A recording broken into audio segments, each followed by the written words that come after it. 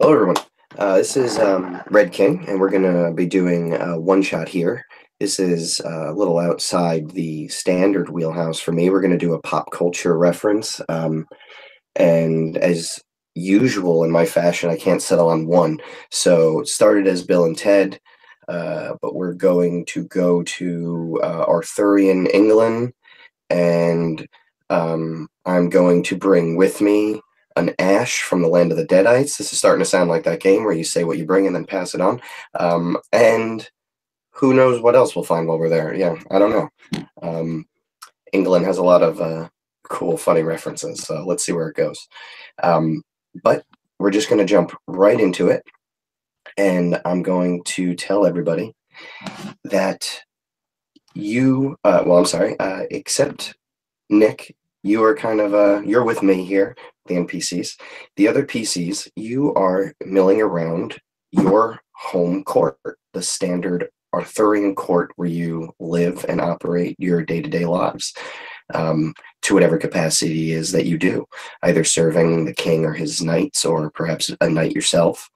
Um, and is what is passing as a pretty typical night of medium feasting, just standard revelry around the tables. Your splendor is suddenly interrupted by the cackling of lightning as this blue light appears down from the ceiling and just starts to materialize and crackle all around into what, of course, you would never recognize, but what is your standard California 1991 phone booth. And the last bit of lightning just jumps, and everything becomes not normal, but physical. And a little bit of mist rolls out from the bottom as the door collapses, and the rest of the mist kind of pours out, and two pretty righteous looking dudes step out of the phone booth and just look around like, whoa, where are we? Followed by a third, much scruffier, fairly dirty and bloodied looking character behind them with a grim, determined face, who looks perhaps like he's ready to take on a horde of zombie skeletons. Not that you know anything about that. And the whole room goes silent as the king stands up and says, "Beeth this evil sorcery, or perhaps the work of good friend of court Merlin? Who art thou? For thou must be a wielder of great power." And the two dudes say, "Man, oh, you're not going to believe this. Oh, man. Bill, you want to? No, you. All right. So, hear me out. We're a couple of dudes from the future who are here looking for their friend who is also from the future, future. And, like, we're just looking for a little bit of help because our powers are, like, pretty limited, man." And the king just looks back at them and says, "Your benevolence is recognized, and friend of Merlin, thou art dubbed. Come, court, come, and tell me, which of you might help these two apprentices on their quest to salvage their friendship?" And he merely looks around, and sits back in his chair, just expecting things to play out the way they usually should. Uh,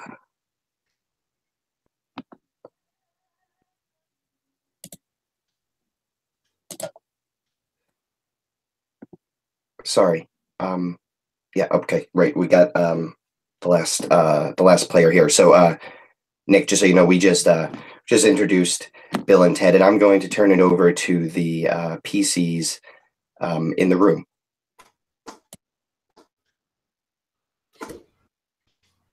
So I think one of the first people to step forward is a rather young, handsome-looking individual. Although he doesn't look too dissimilar from one of the two dudes that stepped out of the phone booth. And he's got kind of this almost vapid expression on his face. Almost like he's stuck somewhere between deep thoughts, but very likely got lost along the way. And he kind of tilts his head partially sideways at these individuals as he steps forward, wearing brocaded finery. My king, I think I might have to go with these most ostentatious individuals. I feel drawn, I think, to this man. And he kind of walks over to the dark-haired of the two and just stares in disbelief. And Theodore Logan stares back at you with his head cocked just to the other side and just says, "Righteous. You are a very handsome individual." Man, you are also of the maximum handsome." What a triumphant comment. And Bill just leans over and says, "Man, he looks just like you." And Theodore turns back to him and goes, "Excellent."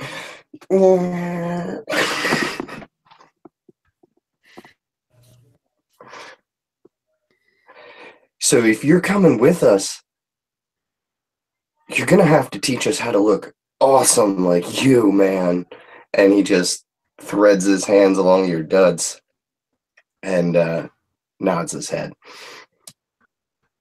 Of course.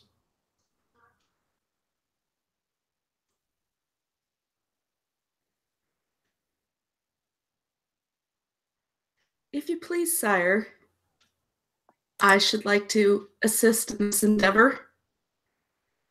A young woman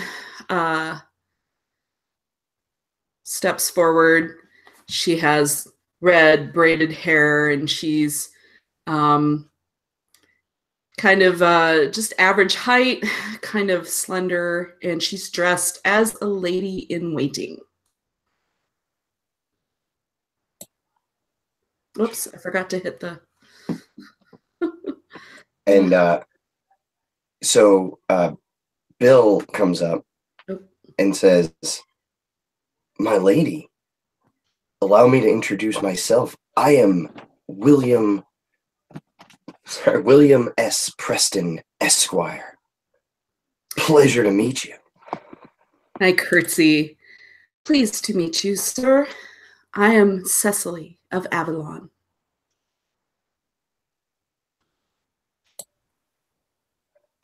"Have you lived here long?" "As long as I can remember, sire." "Excellent. That'll be very useful." I should hope so. He looks back to Theodore and just says, "This is an excellent start. I think we're going to find Rufus, man." So, Theodore, you said this man was your squire. Where's his armor? And he looks back to Ash and just says, "Oh, that was totally rude, man. Let me properly allow him to introduce himself. Ash, tell him who you are." Not this horse shit again. I thought you knuckleheads said there was going to be a party. I don't see a single brewski. I've already done this. Then you guys come in your Kmart TARDIS promising a party? What the hell, man? They look back at each other. TARDIS? I don't know, some science fiction mumbo jumbo. I was banging some chick and it was on. She liked it. It was all cool. Well, dude, if we could find Rufus, trust me, nobody parties like that, dude. Well, now you're talking. Why don't you tell them what you can do? Instead of just saying something, I flip out the boomstick and shoot it at the presumably a turkey or something that's like on a table somewhere. Just blow it up. Awesome. Yeah, the poultry just flies everywhere, and people, anyone within like 15 feet, like just is like running scared from the noise and just, you know, the absolute surprise of this mayhem. So the whole room is, half the room is covered in turkey, and the people are hiding under the tables. And the king just goes, he stands again and goes, "You said your powers were meager. This seems to say otherwise." There's nobody like me, baby.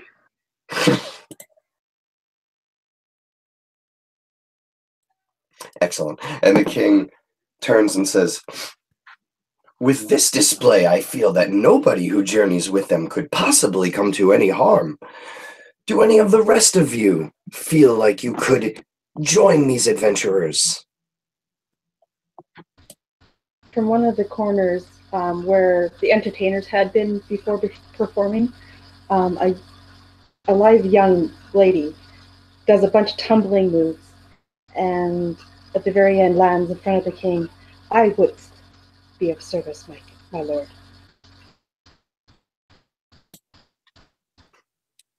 Gnarly. Where'd you learn how to do those flips?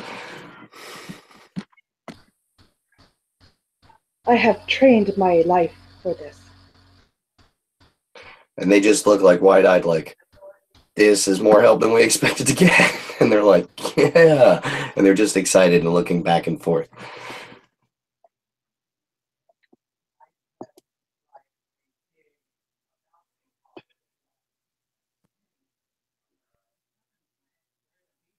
And Nick, if you want to jump in there as the last person, I think the king kind of is starting to like clap his hands. He's almost going to sit down, like expecting this to be the lot of it. And Sir, I can join.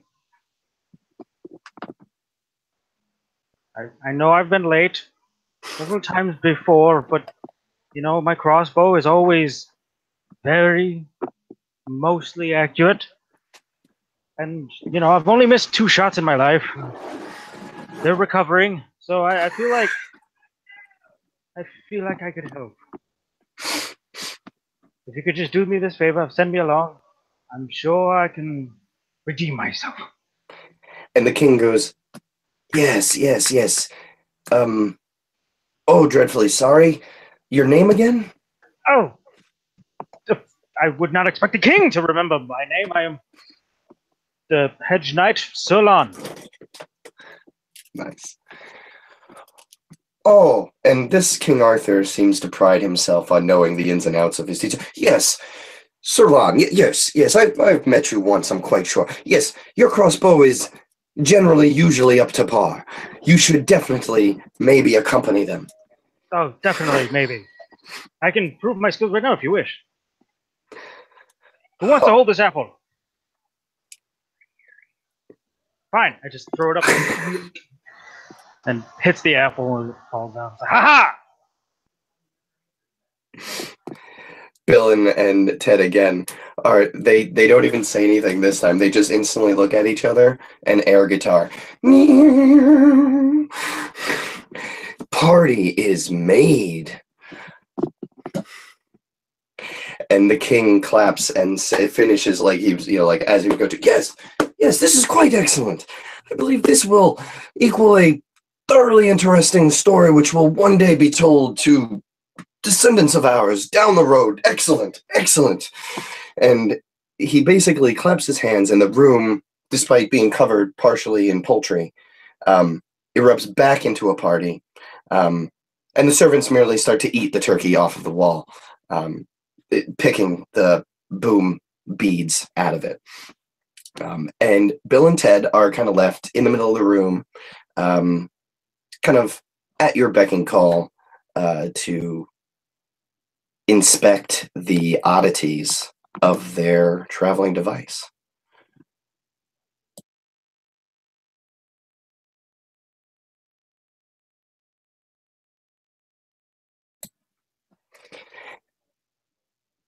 And they would just look around and say, so,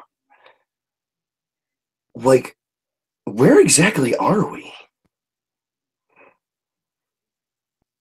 You mean you don't know? Why, this is King Arthur's court. It is Camelot. That too. You weren't wrong. I was just clarifying.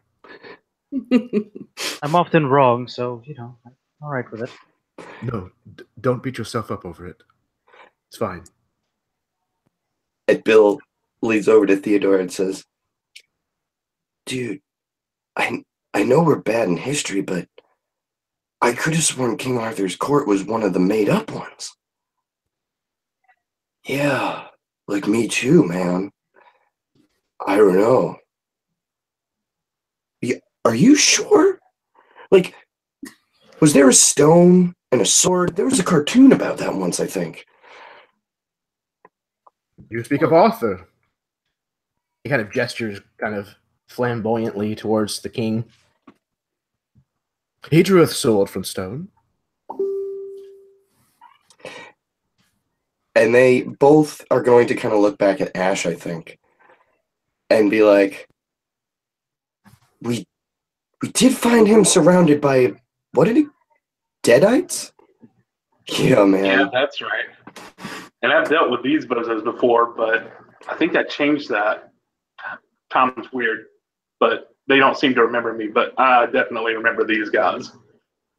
First mention of any ancient books, I'm out of here. We don't like books either, man. That's cool.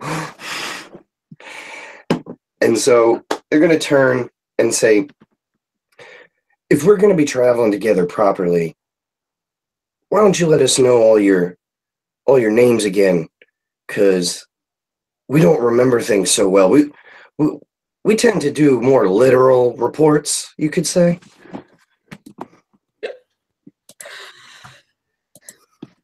My name is Cecily. Cecily. That's an awesome name. And he looks over again to the one who looks like him. And he's still kind of staring at him, somewhat in disbelief. And he kind of shakes it from his head a little. I am Theodorus of Loghain. No way. I'm Theodore Logan. I don't see a point. Huh. Me neither. Never mind, man. Probably nothing. I do feel like I've seen you somewhere before, though. This dashing of faces you have, I'm sure of it. I'll put my finger on it yet. And Karen, he looks over towards your character and says, Bill says, your name? She kind of does a little bow, and then she goes, I am Mirage. Now you see me. And then she does a bunch of flips around, so she's behind you, and now you don't. And they look over toward, and they were like, and you're Lon, dude. That's awesome. And, of course, we've already introduced our friend Ash. So, if one was going to go looking for one's missing friend, where would one start? Well, where did you last hear of him? We got a message saying that there was some new group on the block called the Jeevians, and they took him to this number. And they reach into the phone book and reach into the phone booth and pull out a book and just flip to a page to just point to, but it really just means nothing to you. It's the series of numbers that represents times and places. That sounds awfully pagan to me. Have you checked with the Celts? Maybe the Picts? Pagan? Like Black Sabbath? I do believe they worship the Black Sabbath. Righteous. We'll have to find some of them.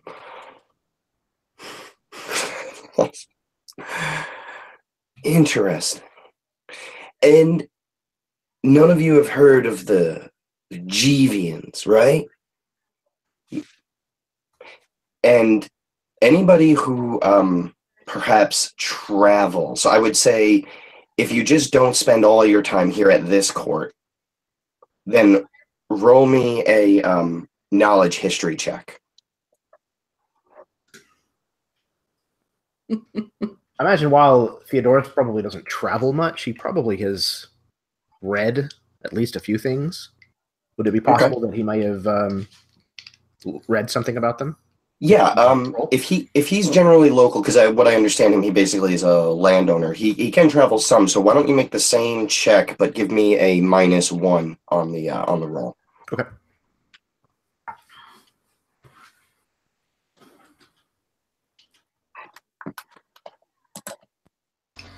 Mirage in her beginning years would have been a traveling performer, so she might have heard something when she was younger. I actually think, yeah, your character probably has one of the best shots at doing it as an entertainer.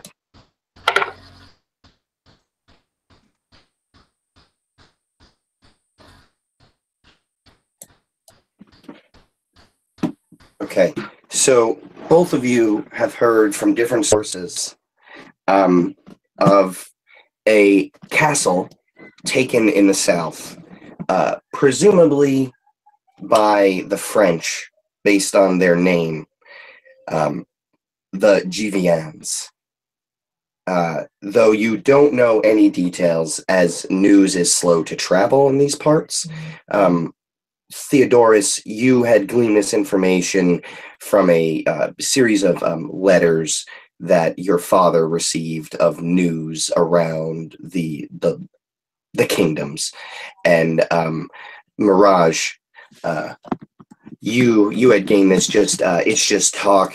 You hear things as you perform, and you can't ever. In this case, you didn't roll high enough to be able to say where exactly you heard it. It's just putting together enough conversations. You've gleaned that there's this new group kind of on the block.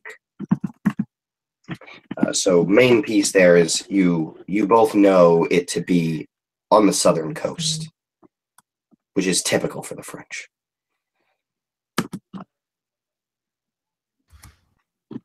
Yes, it is late summer, so the French, I believe, is the Jeevians, and they should be south of here. There was a fort, I believe, that they decided to land their party at, and they've been milling about since. I do believe you are right. I have heard of tales of them landing. We have definitely come to the right place, man. This place is full of Sherlock Holmeses. All right. Well, is it an easy travel? Because I gotta be honest, this thing doesn't come with wheels. And he knocks on the phone booth, and Bill nods and just goes, "Yeah, man, we're gonna have to walk."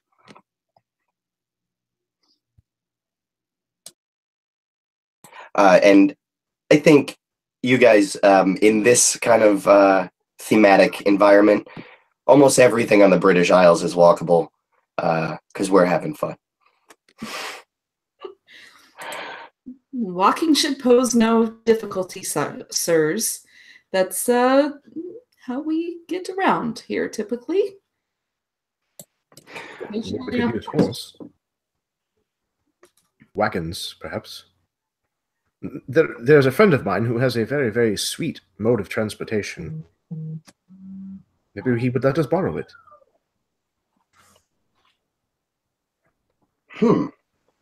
A man with connections. Excellent. Yeah. So, how about this? We're going to go outside with Ash because he doesn't do so well in closed places. And he kind of looks back at the poultry on the wall as sort of self-evident and says, whatever you could get in order, why don't you just meet us at the gates? I'm just going to have like a hurt look on my face. Like, what? They go, oh, no offense, man. That boomstick is just really loud. Well, that's why it's called a boomstick. Rest assured, Ash and Theodore and his squire, I will be most triumphant in securing transportation. Excellent. And with that, Bill and Ted are going to high five and put their arms around Ash. And they're going to walk out down this row of table, like there's tables on both sides of you, Ash, as they're walking in. And that's perfect. Okay, I was actually just about to pause us to try to get in touch with Nick, but that's even better. So you're just walking out like through this, like down this carpet, almost like a red carpet, out through these. They're walking out these big doors, and you hear King Arthur calling in the back and say, "Yes, yes, see them out. Don't let them wander." And Bill and Ted are just kind of arm in arm behind your back, walking you down this aisle. Would you like to do anything before you are escorted out of the room? Me in particular? Well, yeah, just because they have you, Ash, kind of isolated, and they're going to let the other party do any arrangements here, and they're going to lead you outside.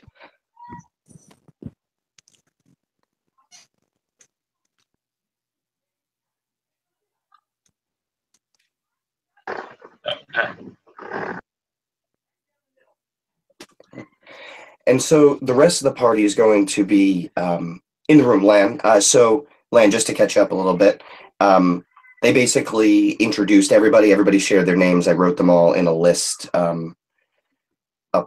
There's a couple posts up. And basically they asked a few questions. Had anyone heard of the Givians? And when they heard they were to the south, they asked if they could walk there. Turns out everything here is in walking distance. And so Theodorus of Loghain has offered to acquire a most triumphant cart and horse. And the rest of you are free to make any arrangements before going outside to rejoin Bill and Ted.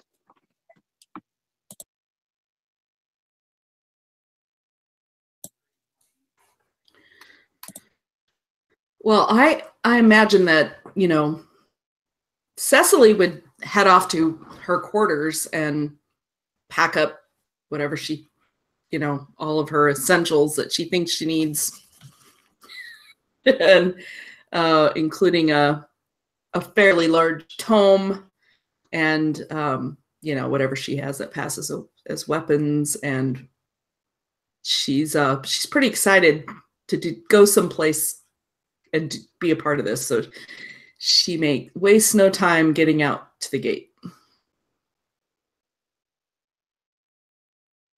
Yeah, Mirage is going to go to her troops' quarters and gather all her belongings that she has.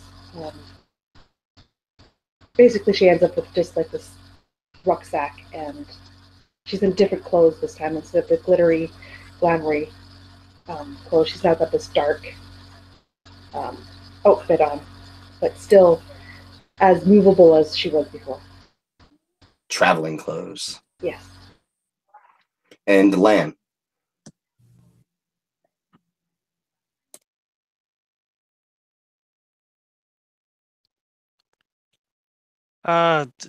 Solon probably just has all that he requires on him at all times, because he's always prepared, mostly. So then he can just follow Bill and Ted right out if he likes, behind Ash and them. Kind of.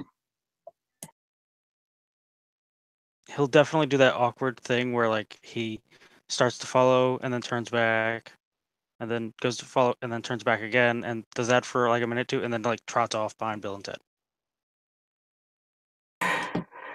Excellent.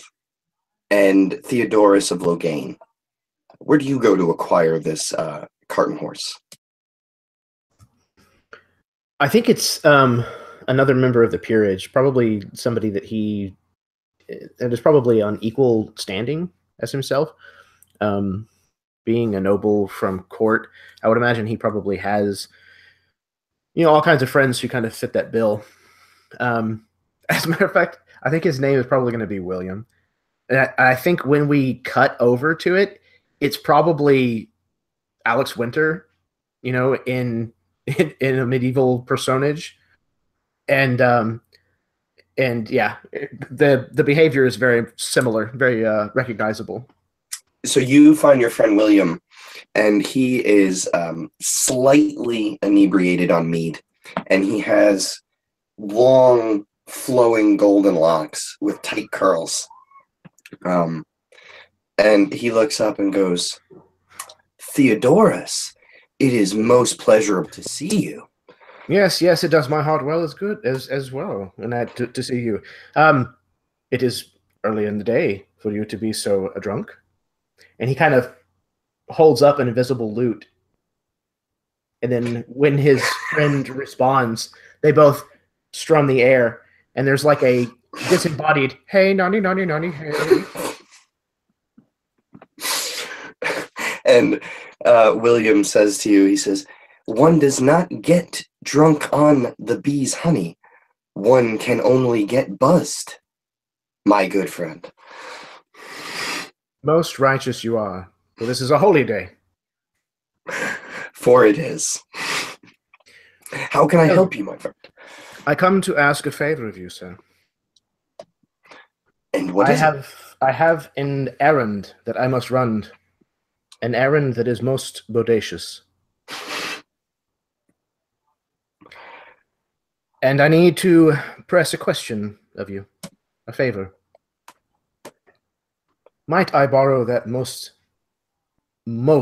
excellent cart and a few horses? Not the wild stallions you tried to pass off on me last time. Tamed horses, if you please, this time around. Okay, he is your friend, and I believe there's even the mechanic written into the nobility class, so take advantage and roll me a persuasion. This is going to be a low DC. He is a friend. You're rolling against a DC of 10.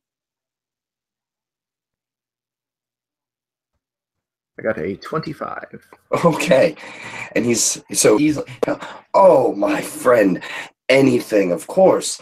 Please make sure to bring them back in one piece, but that'll be easy because you're right. Those other stallions were far too wild." And so he's going to pull from his pocket a small scrap of paper, and he's going to just scribble like a few words, which you'll have done these sort of things before. He's writing this to the stable master to release his horses to you.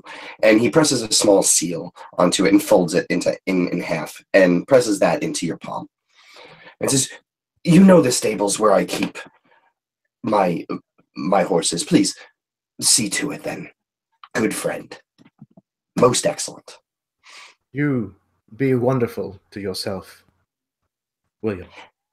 And you also be wonderful. And I think they do the loot thing once again. Yes. And then he turns to rejoin the rest of the group. Excellent. So now, outside, Bill and Ted have exited the main door with Ash directly between them, and they don't know it, but Lan is kind of coming along down the long hallways and stairs about a minute behind, due to his own indecisiveness. And Bill and Ted are going to look to Ash and be like, usually our adventures are family-friendly affairs, but I can't say it couldn't get a little ugly, buddy, and we're pretty happy to see you standing by our side. Is there anything you might need to, like, keep that boom arm in good shape? Yeah, I've got everything I need right now. Prepared as usual, Bill says. Besides, I don't think that these savages have what I would need. Yeah. Sometimes they say they have things like Iron Maiden and Black Sabbath, but I get the impression that we're talking about two totally different things. And behind you comes Lan, as he comes running out the door behind you.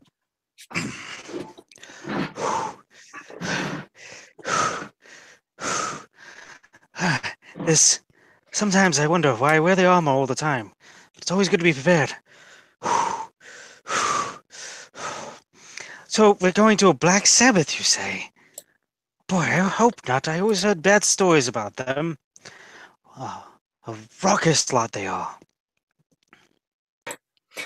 Well, we're gonna save the fun for later, man. First, we're gonna go check out these Jeevians. Right, Jeevians. Okay. Well, my crossbow's always at the ready. I don't have a cocked right now because that's dangerous, especially in the palace. I once shot the king. Don't tell him I said that. He wanted to keep it under wraps, but I feel like I should warn people every now and then. He still can't sit right. I don't know if you noticed, but he sits a little to the side. Is that one of the two missed shots? Yes, the other one was his wife. God bless her soul. We miss her dearly, but he did remarry, so, you know. Cheers.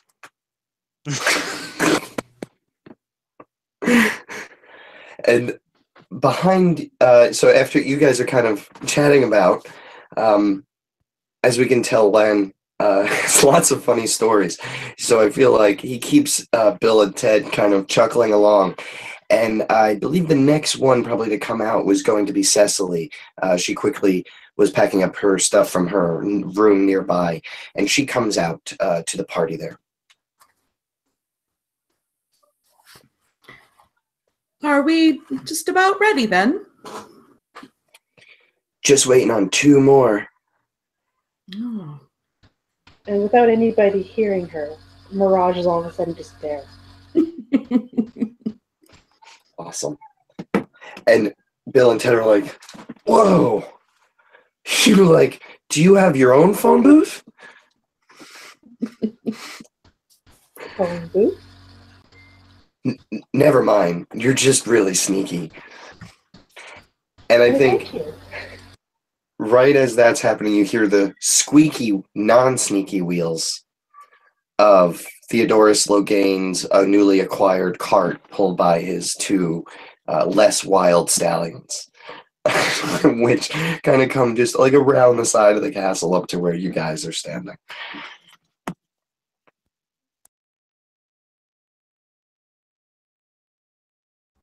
Yeah, he kind of brings the horses up to a standstill. Whoa, whoa, whoa, whoa. Well, everyone, here we are. No need to thank me, but go ahead. You've done a fine job, Sir Loghain. Thank you. Yes. Totally righteous.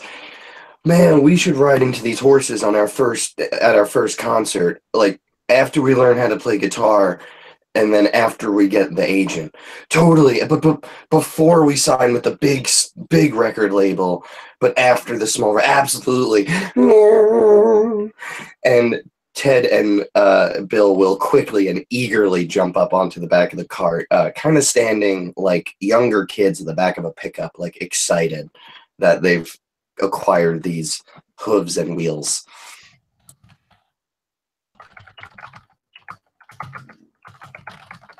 And I think Theodorus turns to Ted, and he says, "I see you wear a tartan of the Scottish.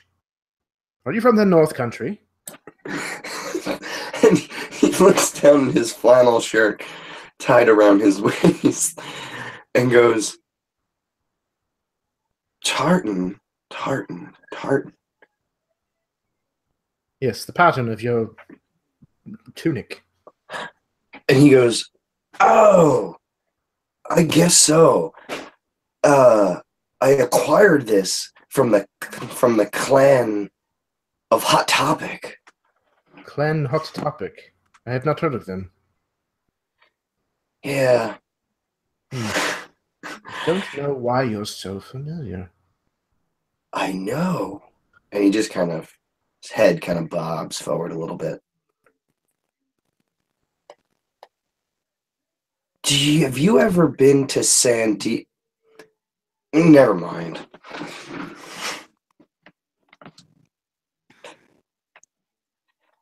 And does everybody else, I would imagine, Theodorus, correct me if I'm wrong on the layout of this carriage, but I'm imagining kind of like a flat back, open carriage with a bench seat in the front where you are at least situated yourself. Sounds good to me. And to anybody else, do you hop on readily? And if so, where do you go? It takes me a few tries, but I groan a bit as I stretch and get my way up, and then I twist my back a little bit, trying to straighten back out. Cecily primly makes her way to the front and climbs up next to Logan at the driver's seat. And Mirage just kind of bounds into the back, makes it look easy to get in.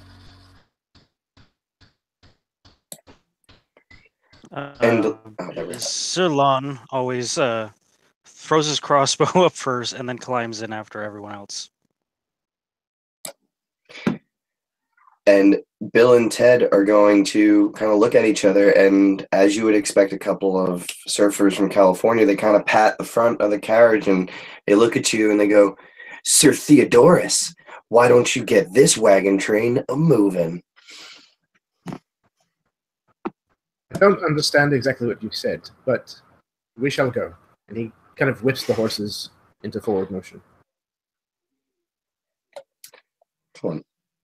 And so the party starts its forward momentum as the horses clippity-clop, almost the sound that you would expect two coconuts making as they clink together repeatedly, down this, it's a dirt trail, but it's close to Camelot and therefore fairly smooth. So clickety-clop, clippity-clop, click-clunk-clunk as the wheels hit the small divots, clippity-clop again. And so as you kind of are making your way across the fairly green British countryside, can everyone just real quick pop your passive perceptions in the chat?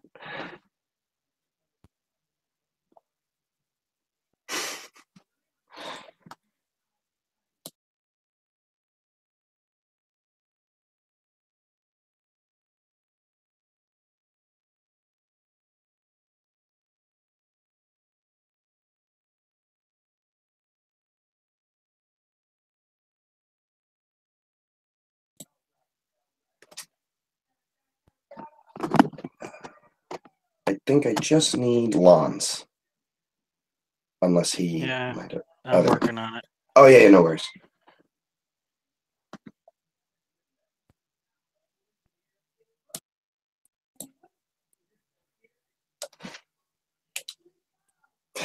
I can say for certain that Mirage from your seat in the carriage, you will notice on the side of the road, approximately 200 feet up ahead, a small cluster of mounted people. And if Lon's passive perception is 14 or higher, then you will also notice this at the same time. It's 15. I thought I sent it in the thing. Oh, I did. maybe I didn't scroll up. No, that's okay. Yeah, so you will both kind of, I imagine, be like having kind of leaning out one side of the cart, and it just so happens to be the side where these mounted people are, and so you will be the first two to spot them. I will make the rest of aware and be like, I believe there's some people mounted up ahead.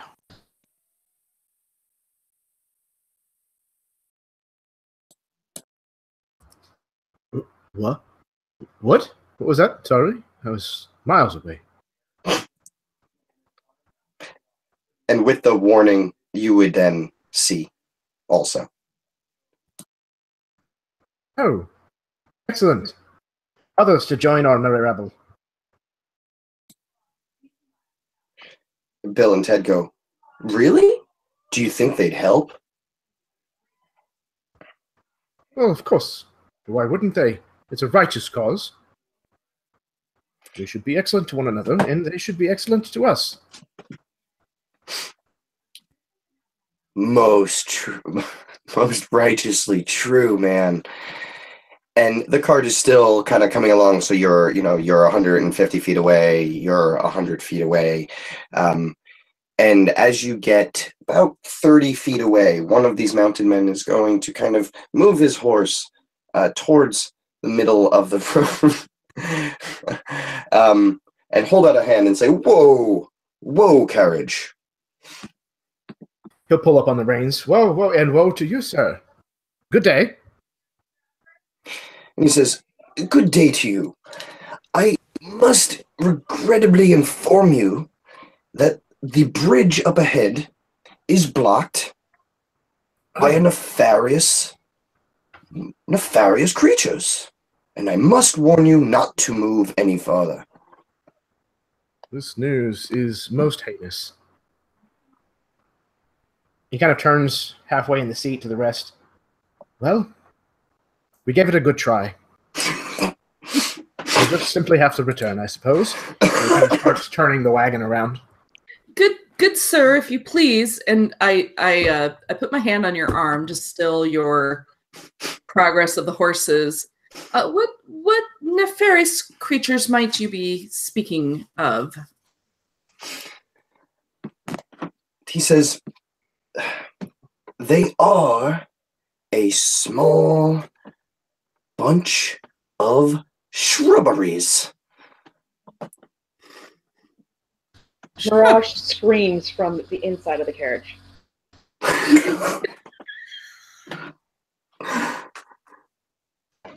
I've got just the thing for that. And I twist my right hand off and reach into my nub into the quiver and give a twist and pull out the chainsaw arm. And just kind of show it off to everyone. Is it started, or is it just like the object physically? It's just the object now. It hadn't been started yet. And the knight is going to kind of like rein his horse in a little bit and like pull it back and say, come hither. And the other knights are going to kind of trot over, and one of them, seemingly the leader, comes forward and goes, "Oh, what is this magic? Please introduce yourself, good sir." The name's Ash, and this is a little thing I like to call Choppy Sue. And now Bill's, go ahead and rev it up. Oh, nice. And this definitely sends them all backwards. Like all the horses start to like move around. Even your horses on the cart kind of start to move around. The cart is kind of being pulled a little bit to the left. Logain, Theodorus, can you give me a animal handling check?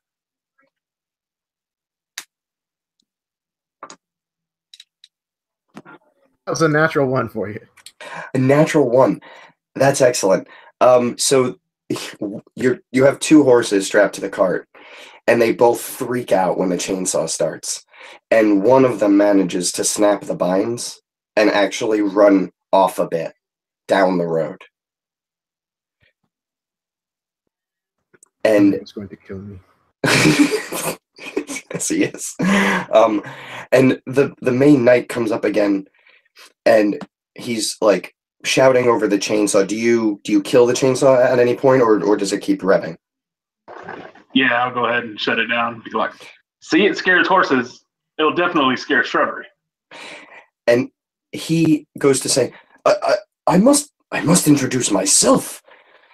We are the knights, and the smoke from the chainsaw is just getting kind of like it's like puttering out at the end. It's kind of getting thick, and it's like blowing in their directions. And he goes, the knights who say,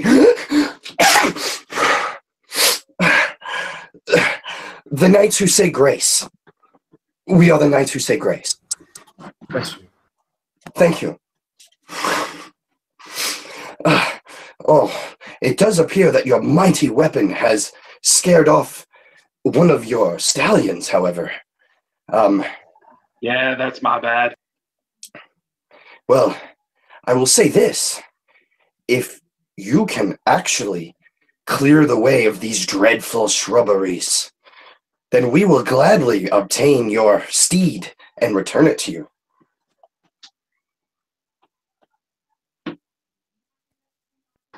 Well, then let's get to it. This seems like a fair trade. And so they will kind of gather around you a little bit, and I think you're kind of like dismounting. You can't drive your cart as it is with one horse. So I think you kind of have to leave it. So you're all planning to do this, and they're kind of coming over and say, "Oh, don't worry. It's not far. Almost everything here is in walking distance. Truly, it's just up ahead. There's a short bridge. It will take you but a few minutes, and I promise you, you won't be able to miss those dreadful shrubberies." Once they're a little bit of distance away from these Knights of Grace, he's going to kind of lean towards any of the others who just happen to be nearby. Am I the only one wondering why they're so frightened of overgrown plants? Indeed, it does seem odd, doesn't it?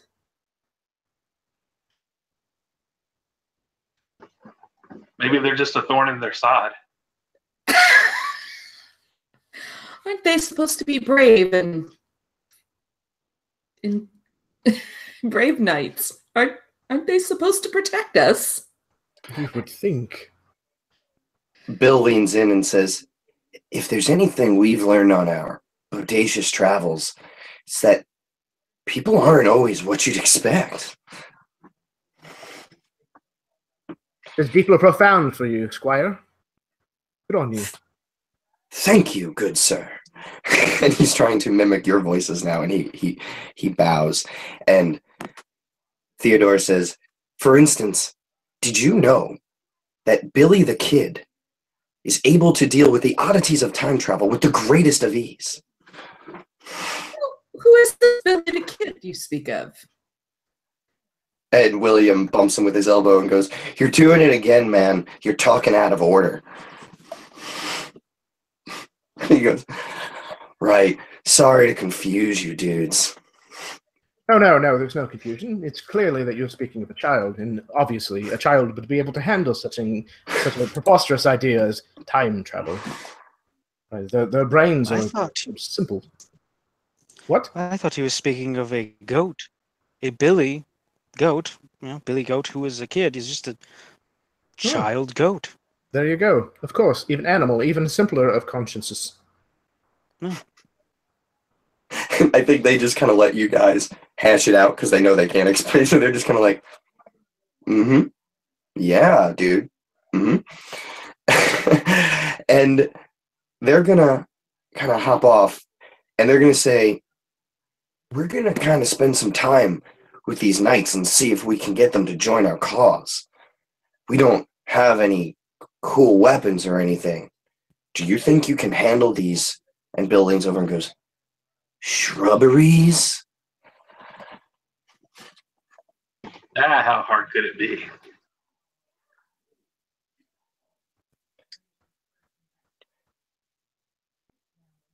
We know. Yeah, sorry. I've been known to slay a bush or two in my day. Shouldn't be too much of a problem. Excellent dudes. And they're My going to man, go. and I'm going to try to fist bump him. Oh, and yeah, he knows what that is. And he's going to he welcomes the kind of the modernity of your actions. And he's like, dude. And he comes right in for the fist bump. And they're gonna go kind of start socializing with the with the knights who say grace, and begin kind of working their San Dimas charm on them. The rest of you guys, you can basically see this bridge. You can see the kind of snaking stream that goes across the countryside and the small stone arch. You don't necessarily see any great, terrible shrubberies. Perhaps a few average, normal, the average thing you'd see on your way from one countryside to another kind of shrubbery. Do you approach?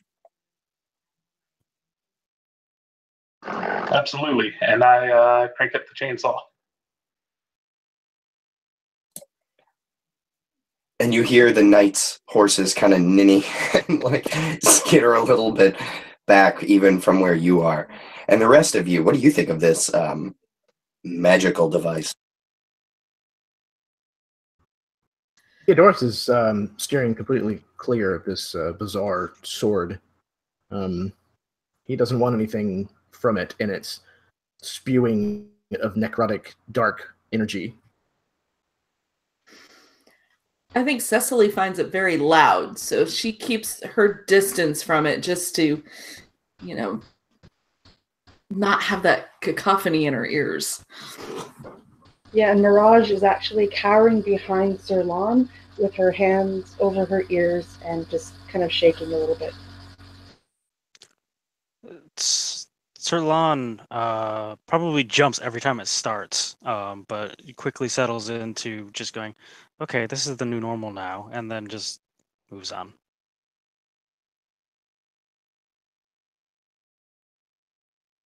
Excellent. And you all kind of approach with this cacophony just going. And as you do notice that there are these 6 bushes who start to kind of jostle around. And they're kind of moving. And you can see that they're moving. And it's quite odd. There, right there. It's in those bushes. You can see it's moving about. Are we sure it's the bushes that are moving and not something in the bushes? The bushes are moving. Come now. Surely you can see it as well. Bushes don't move on their own. I will prepare the boomstick and lean in for a closer look. Okay, so you're up close, and I'm going to say you can't hear it because your chainsaw is going so loud. But when you lean in close, because you're doing this, I'm going to have to do this. No, I'm not going to do it with surprise because you at least knew it was moving. The one that you lean in on is going to immediately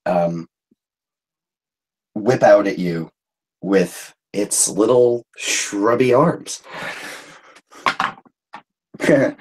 So, as you'd expect, they're not very powerful. It whips out at you for a 6. 13 armor class. So I imagine it kind of hits you, but it's just like you'd imagine a shrub hitting you, and it's just kind of like plunk. No, isn't that cute?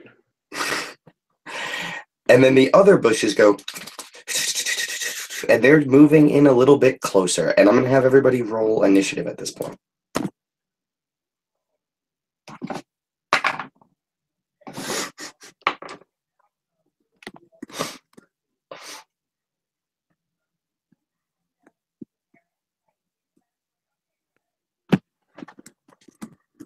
I got an 18. I just know that my stuff isn't really posting to the actual chat, so. Okay.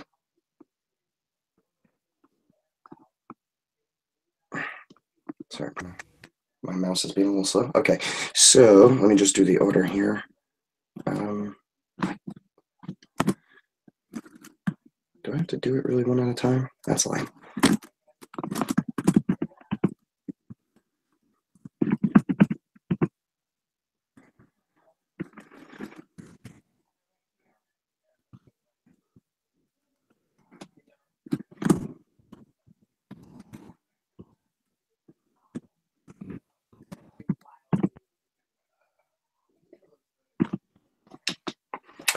And so, after this little surprise round, pseudo-surprise round, Cecily, you see this happen, and you are first to react.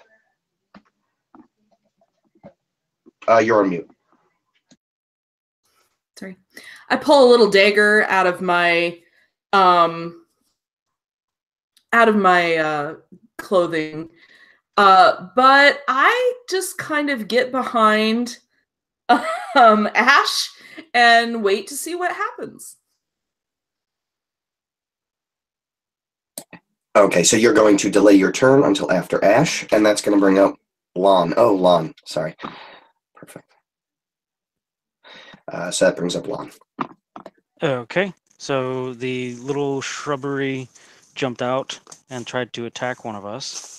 So that's not cool. I don't appreciate that in the slightest. So I will try and shoot the damn thing with the crossbow.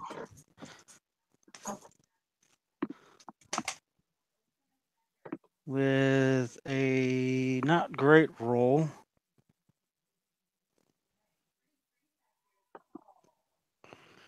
+7, so that's a 15 to hit.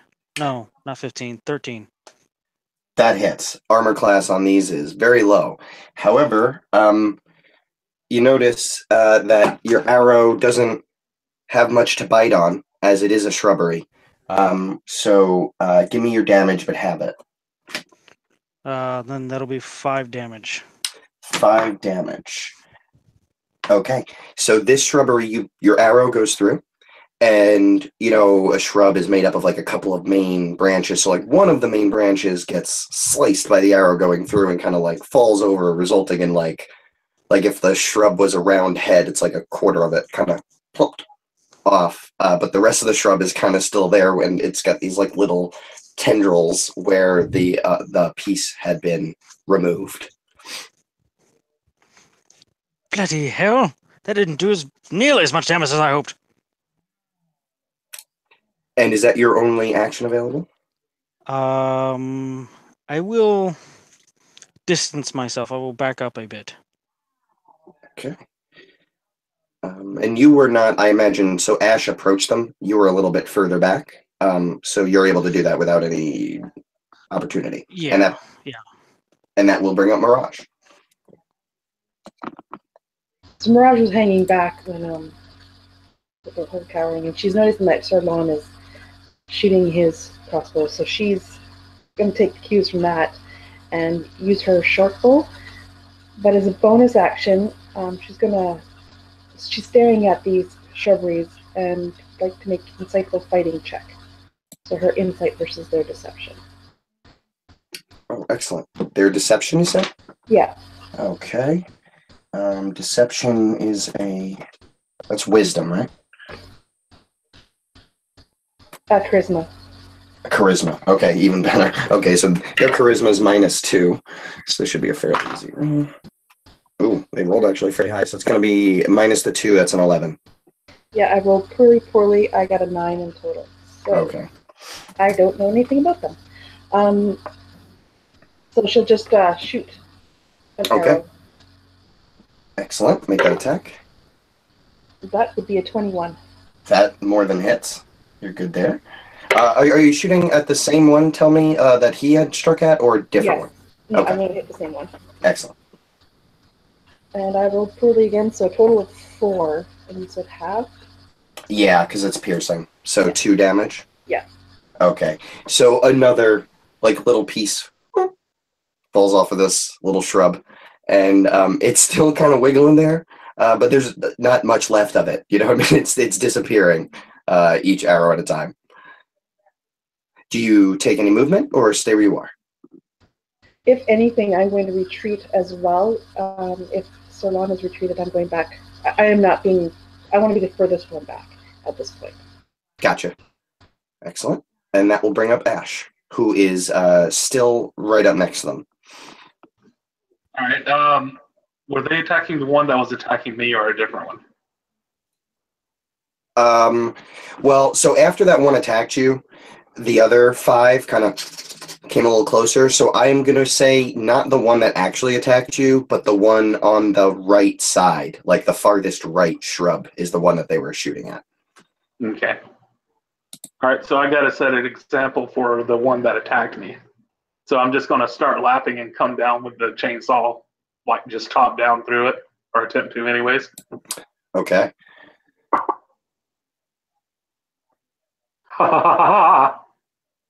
Nat 20. Excellent. These things have 10 hit points. You can roll your damage, but I think you could just describe how you annihilate this little shrub with your chainsaw.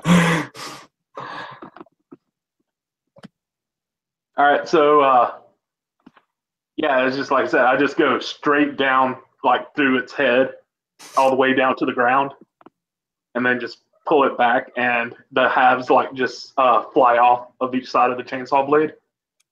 Yeah, it's like you're using it as like one of those de-rooters instead of a chainsaw. Right. So like he hits the ground and like the dirt is like and just like flies up, and there's just like bits of leaves. Like if chlorophyll was blood, it's just like confetti. A lot more than what should have been inside of it has now come out of it.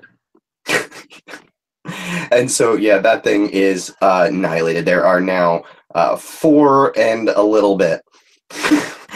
Almost But 5. who's next?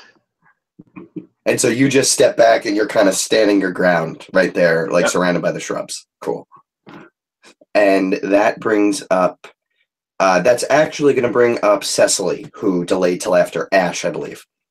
So emboldened by his success, I dart forward with my little knife and just try to slash right through the injured one. Oh, roll a natural 1. Critical fail. Oh, jeez. So Maybe what I'm going to have you do, you are going to take, you're just going to take 1 HP damage Okay. on this first crit, but the reason why you take it is when you go to stab the shrub, it's just a shrub.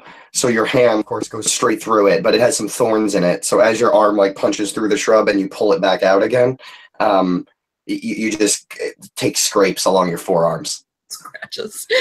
Awesome. And then that will bring up Theodorus. He kind of sees this and cries out, "My lady, no!" And he has he kind of puts his hands up again in this position of holding this lute that's imaginary, and he begins strumming ferociously. And as he does so, there's actually some shimmers that kind of appear around his hands and almost kind of ripple away from his hands towards one another, forming almost like the shell of this invisible lute. And then it strikes out away from this, and each piece of this kind of illusion that strikes out starts turning into an individual dagger. And I'm going to cast Cloud of Daggers on a spot on top of one of the shrub creatures. Awesome. So this is attacking one specific shrub. It's not an area effect or anything like that? It is a 5-foot cube. 5-foot cube. Okay. Yeah. And when they enter the spell's area for the first time on a turn, or they start their turn there, they'll take damage. Gotcha. Okay, so you're putting it where one of them is now, and then it will remain there. Got it. Yes, sir. Okay, so Yeah, I mean, I guess it doesn't really matter which one. Let's say you put it on the one that's like in the middle. Probably makes the most sense. And okay, so do you need to roll a ranged attack for that?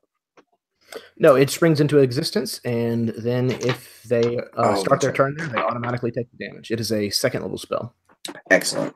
Okay, and so one of them, it is their turn now.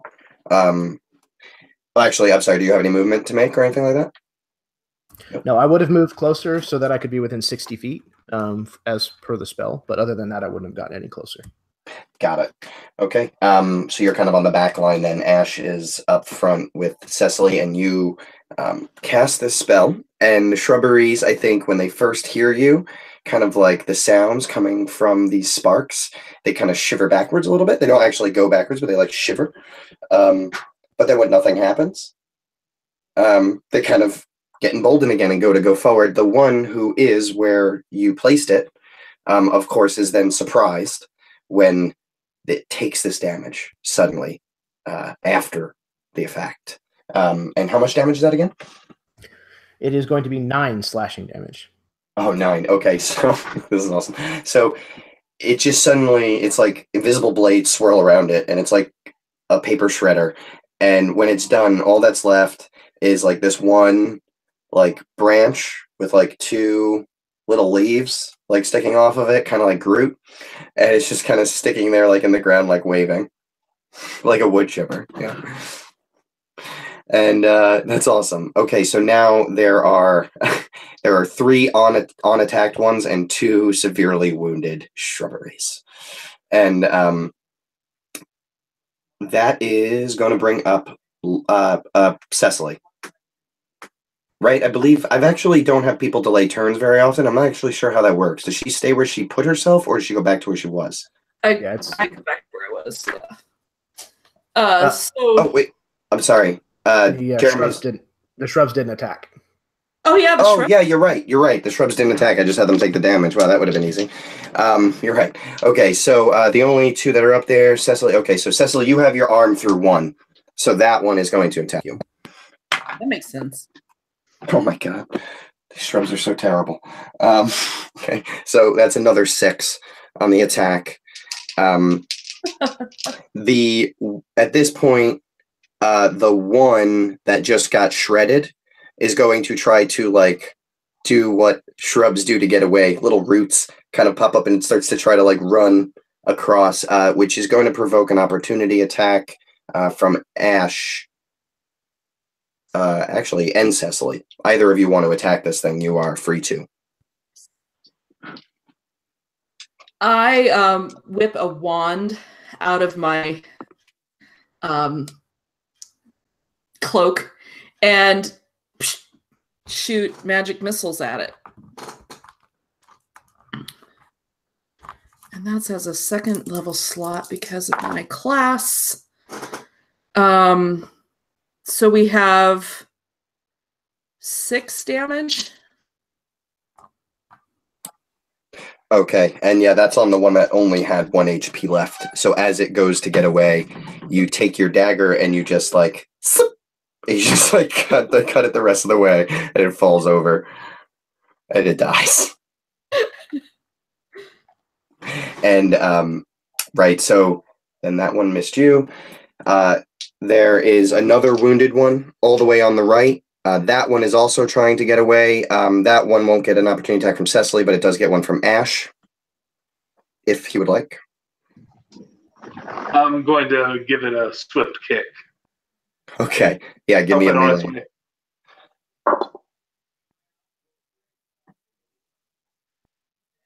That would be unnatural 20. Excellent. That's a hit.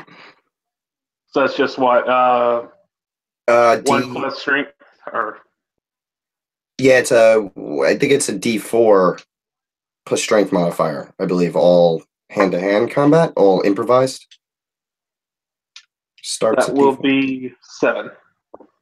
And this is bludgeoning. So this one that's been decrepit, you basically give it the last kick and its roots kind of pull up from the ground and it just kind of withers as it kind of gets thrown through the air and turns into almost like a tumbleweed as it rolls across the landscape. It's good. And now there are 2 left. Those are both in front of you, Ash, and they are attacking you. Okay, well, that's funny. Okay, so I got a 19 plus 1, so an unnatural 20, and a crit fail. So the one that crit fails, the bush like rears up, and it's got its like tendrils out, and it goes to like wrap around your legs, and comically wraps around itself, and just kind of tumbles around on the ground, prone, essentially, unable to attack you. Whereas the other one hits you and wraps its thorny little tendrils around your calf for a total of, man, these things are pathetic. A D4 minus 1, if you could believe that, but the D4 was at least a 3, so you're going to take 2 damage.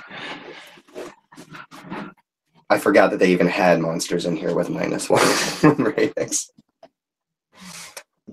Why, you little? And that will end the shrubbery's turn. And Jeremy, I just actually, if you don't mind clarifying that for me, because Chris thinks that you go back to where you were, and you said that you think that you stay where you put yourself. And I believe I remember staying where you put yourself. I'm not sure. Yes, if you, from my understanding, if you ready an action, which you take the rest of your turn, but you just don't take an action because you take your action to ready, that allows you to take it at some point later during the round, but that's all you can do as an action. However, if you delay your turn, you permanently move yourself in the initiative order and take a full turn after someone else. Okay, that's fine. That's how my understanding of it goes. Yeah, I'm pretty sure that's how I but I don't remember the page or anything like that or what exactly it said, but I was interested to hear that. And I like that. That makes sense too, because when you fully move, you get the full capacity of your turn versus just getting ready. Okay, so then that is going to set us up to Lon.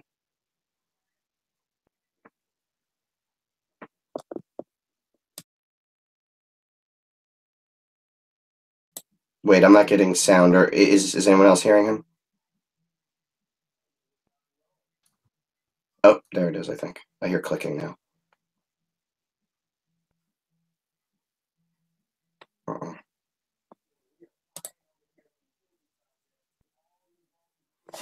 Huh. Okay, let's pause Lon for a second. He'll probably be trying to join back in. And let's do Mirage's turn.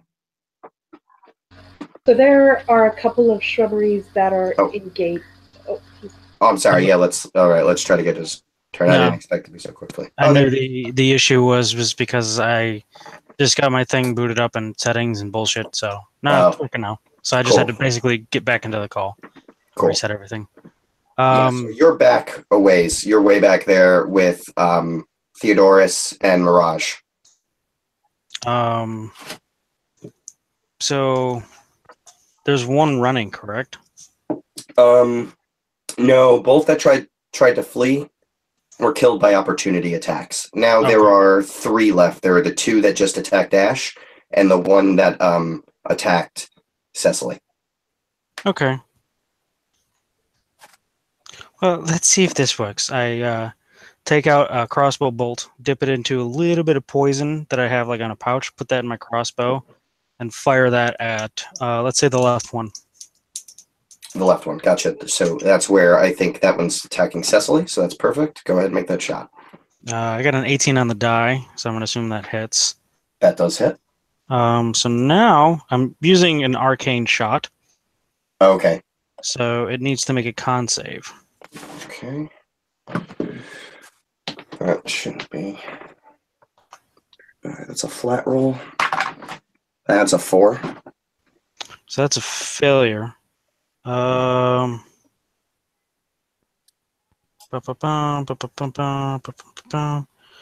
it's going to take, shit, math is hard right now. 13 points of damage just from the arrow. From the shot, because if it's piercing, so that'll be halved, so that'll be 6. Okay. Well, now it's going to take 2d6 necrotic damage. There it is. Yeah, so it's 6 plus that. So that's another 8 points of damage. Necrotic. Yeah, and that doesn't get halved, so that's going to be a total of 14 damage, which is enough to take this thing down. So Cecily, you're kind of there, like you had just pulled your arm out of this thing, and Lon, your shot goes flying towards this shrub, and it just kind of clips off the top of it, and it kind of like falls off. But then Cecily, from up close, you can clearly see like these black tendrils, kind of like almost like black veins in a person, like spreading down through, and the leaves start to brown, and it just kind of crumbles to almost like to dust, like dry leaves right in front of you. Oh, that was quite effective, sir.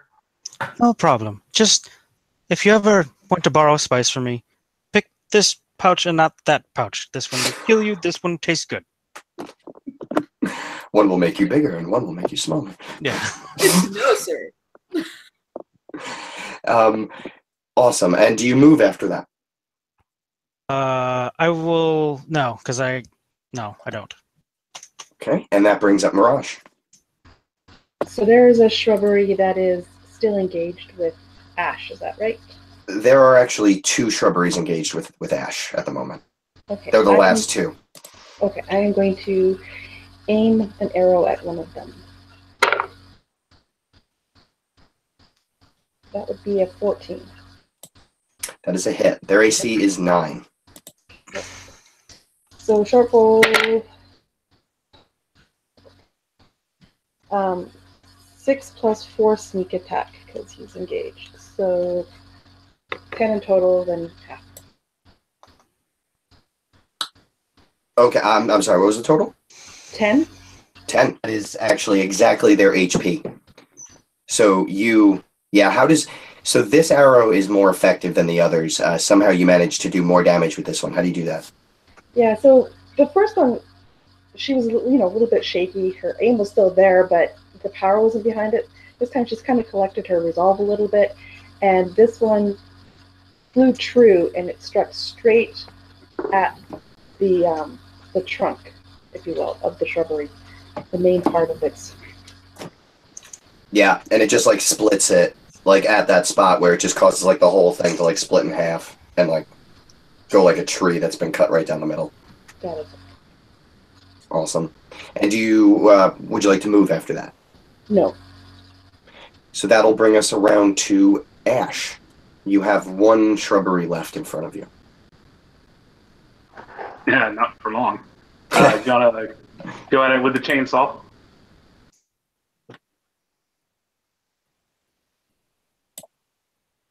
All right, give us that attack. 11. That hits. Oh, excellent. Yeah. That's going to be 8 damage. I'm sorry, how much? 8. 8, and that was and that's full damage because that's not piercing. Yeah, okay. So you cut this thing again, kind of like the other one. It's all basically down to a nub. There is nothing but this one little one-leafed stick sticking out, and it just kind of is shaking there at you. I get to actually re-roll my damage once per turn. Excellent. So we'll see if I can do a little bit better. 10 damage. And that is exactly what you needed. So again, you come with this chainsaw, and you just you take the shrub down piece by piece. It just slides off until there's nothing left. And you have defeated the terrible shrubs, which, due to your chainsaw, you had no idea were making a high-pitched noise to confuse you. That sounded like me. Nice.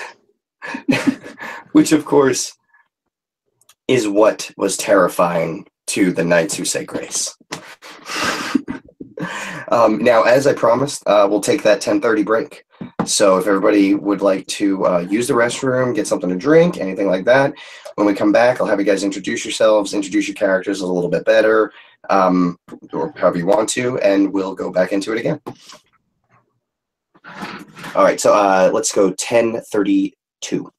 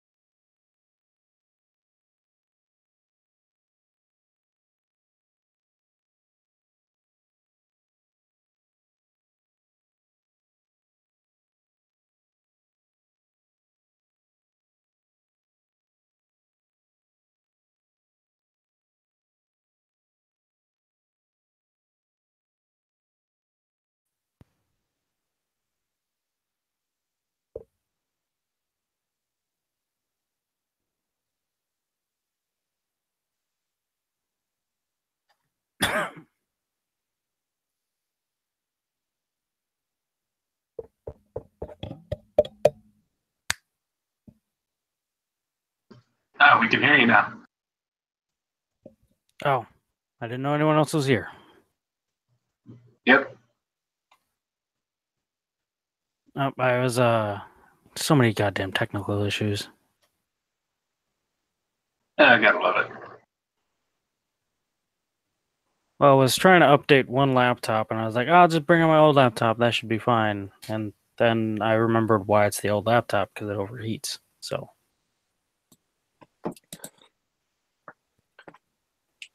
I feel your pain, man. I'm working on a netbook until I get my computer finished. oddly enough, like the old laptop technically has better specs, but because there's something wrong with the graphics card, it likes to just kick out a shit ton of heat and then shut down because it overheats. I've never had like a fantastic computer. I've always just had like kind of serviceable computers for school and stuff like that. But since I've been doing a lot more recording and then I want to be doing some editing, I decided to get something actually worthwhile. And I figure if I'm going to build it, it might as well also be able to handle, Overwatch and League of Legends, some stuff like that. Right. So that's what I'm doing. But you know how it goes with computers. At first, I told myself, "Oh, I'll save up 800, and then I'll buy the parts." And then I was like, "Well, I mean, if I saved up $1,000, that would probably be better. So I'll just do that." And now I'm like, I'm at 900, and I'm thinking to myself, I'll probably save up about 1,200. But it didn't help that graphics cards jumped through the roof when Bitcoin went nuts. Yeah, kind of changes the specs a little bit. You have to pay like twice as much to get the equivalent graphics card. Yeah, I recently thought about building a tower because there's a few games that I would like to play on PC, but I can't because I'm on a kind of a low-end laptop. And I was like, if I do that, it's gonna cost me like at least $1,000, mostly just because of the goddamn graphics card. Yeah, I'm gonna end up spending over 200 on the graphics card, even though like 2 years ago, whatever the new graphics card would never have cost me like, not even 2 years ago, like a year ago, probably would have cost me like $160 or something like that for like a great graphics card. Right, a solid one. Now I'm getting like a semi-solid one for like $240, $250. It's just stupid. Thanks, cryptocurrency. You're the best. I mean, I guess with everything comes their pros and their cons, but graphics cards being expensive seems to be a pretty big con for me. It's funny though, is like, people kind of complain about the price of the graphics card, but like if you looked at like the cost of like processors, like they're up there too for the brand new ones. Yeah, that went up too as a result. I am getting a pretty decent processor though, for a fair price, I guess, for these days.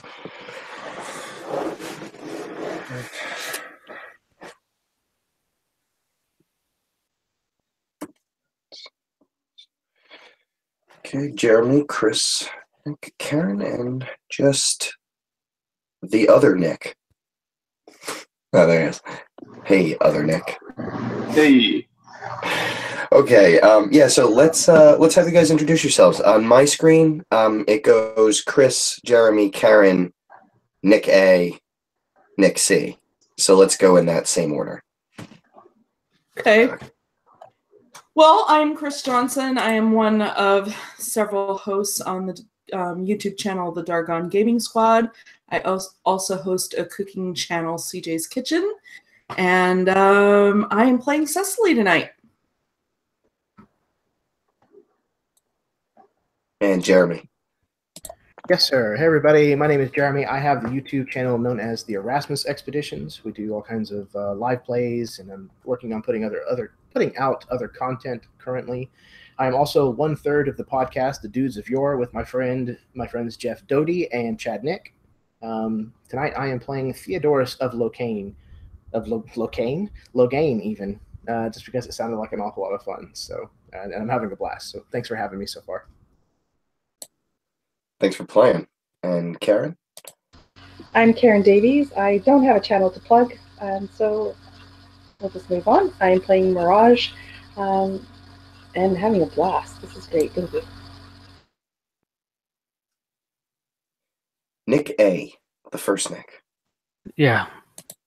So my name is Nick. I don't really have any YouTube to plug. I do have a podcast though. You can find us on Facebook at facebook.com/System Neutral. It's been a few weeks since our recent episode because I'm learning new software and that's a pain in the butt. So eventually I'll have new episodes up, but we tend to focus on tabletop RPGs. We have a campaign going as well as we try to focus on promoting little known games. So that's my shameless plug. As for who I'm playing, I'll be playing Solon, the marksman-ish man. And despite technical issues, everyone and myself seem to be enjoying the character and having a good time. So hopefully that continues. Definitely. And Nick C, the one who was here first. All right, Nick Clayton, and I am playing Ash Williams, big role model of mine. Probably not who I should be looking up to, but yeah. I'm Jigadias pretty much on everything online. I do have a YouTube channel, but it's basically just video editing projects. Nothing major yet. But yeah, that's me in a nutshell. Thanks for having me. Awesome. And thanks everyone for playing. And so, as we return, our intrepid adventurers are returning to their Bill and Ted. They're Bill and Ted.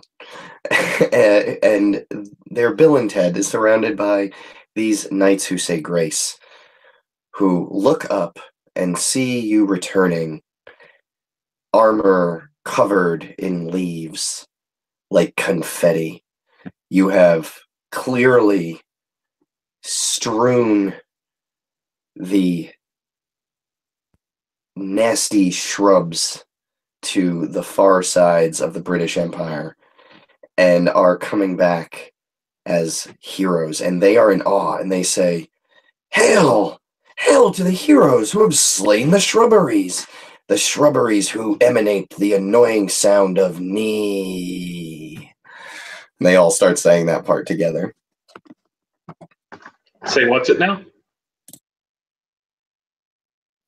Were you not confuddled by the horribly irritating sound of knee? All I could hear was my chainsaw. And the knights just go, "Amazing. Truly amazing." And so they offer you like seat, and they say, "Please wait, we have already sent riders for your steed." And as you guys can do whatever you like here, but you're kind of just milling around, maybe resting. But it wouldn't take long. You'd quickly see 3 horses, 2 riders, 3 horses on the horizon, coming back towards you. And it wouldn't, then the process of hitching it to the cart would take place, and the knights would see you kind of helping the ladies, as they should in King Arthur's court, back onto the cart. They would offer to help both of the ladies. Cecily first back to the driver's seat. And she, I think, would take it. She would absolutely take it. Thank you, sir. And Mirage, the very capable Mirage. Yeah, she would completely ignore the handout and just get up quite lively on her own. With some style. Yeah. And they all just take their spears that they're carrying, and they kind of thump them on the ground, and they say, "To the riders who slay the shrubberies, or something much better when we have time to think about it." Thump, thump. They hit the ground with their spears. It wasn't that difficult. It just kind of and them a couple of times, and problem solved. Normally that's how I solve most of my problems. So probably I don't have a wife or a family. And Bill and Ted look over and say, think about us, man. We don't even know how to play guitar, and our band's totally going to save civilization. Whoa. I'm sure you'll do fine. As long as you have confidence, that's what really matters. At least that's what the voices tell me. Anyways, we should be going. And it's then you realize that Theodorus of Loghain has already started the clickety-clop of the horses as you make your way quickly to the bridge where you had previously encountered those dreaded shrubberies and on to the other side. Bill and Ted look at you and they kind of sit down in the back of the cart and they just say, so dudes, we talked to those knights. They weren't going to help us with the Jevians, but they did let us know a few things. It's not too far from here, and the castle's going to look a little modern. And Yes, I don't think it's that old. maybe even more modern than you think. More modern. Are you saying it's postmodern? You could say that. And it would be at that time, I think, that you would kind of open up into this huge valley and you would see this castle off in the distance. And in front of it, there's some small structure kind of like up into the front. And you just ride and ride and ride until you hear Bill and Ted say, no way, man. And you see what is spelt out in unusual letters that the building in front of the castle is what Bill and Ted refer to as a coffee house. You presume it to be French or something. The bloody French. Yes, I've heard of such an establishment. They charge way too much for their beverages and small stale food. Bill and Ted agree. They go, it doesn't even taste good.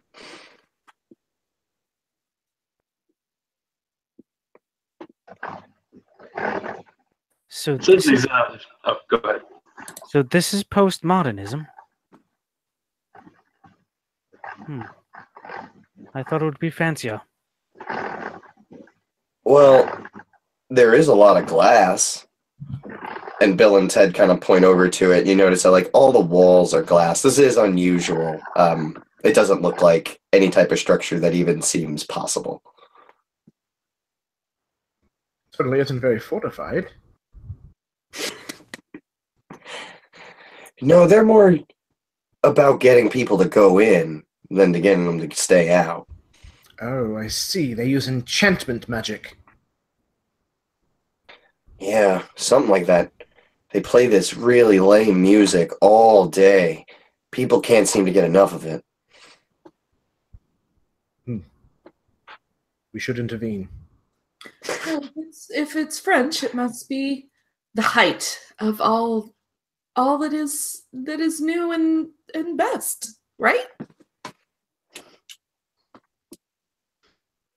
Bill and Ted look at each other and they go, man, it's super lame. And you'll be noticing now the cart is kind of passing the building itself, so you can actually see there's like these posters on it, and they're all for like free tickets to Kenny G Live at this California San Dimas Stadium, and then there's like another one for like learning to play the Yaz saxophone, and there's another one that says buy one beverage, get next beverage double price.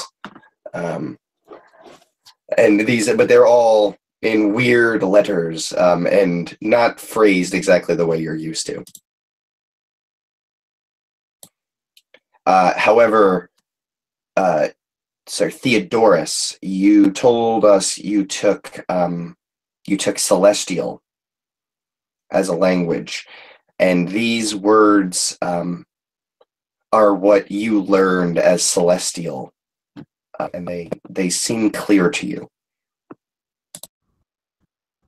I can understand this writing. There, beneath the Green Mermaid. It says Kenny G. Who is this Kenny G? He's some dude with really pretty hair who like plays the same tunes over and over and over again for large groups of people. There's a lot of radio stations that like him. So he's a bard? You could say that. Competition. So be it. Let's press on. I must meet this Kenny G. And so the cart does go on, and it soon there's nowhere really else to go. And Theodorus, I imagine you pull on the reins a little bit, and the horses stop, and you are outside this fortified castle. And you look up, and you see everybody. You look up, and you see these banners waving with an image of Kenny G's face on them as they flap in the wind. And you think perhaps you catch the faint sound of a brass instrument melodiously repeating itself. Ah, you hear that? The horn of the French, if I am not mistaken. What an egregious sound. Nay, it is soothing. Soft, melodic. Makes me want to sleep. Or have... oh, excuse me.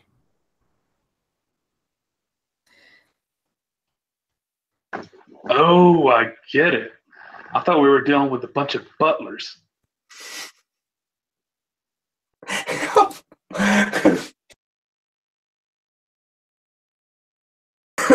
That took me a second.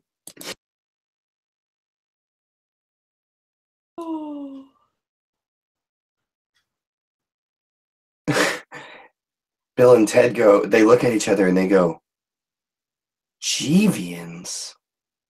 Kenny G?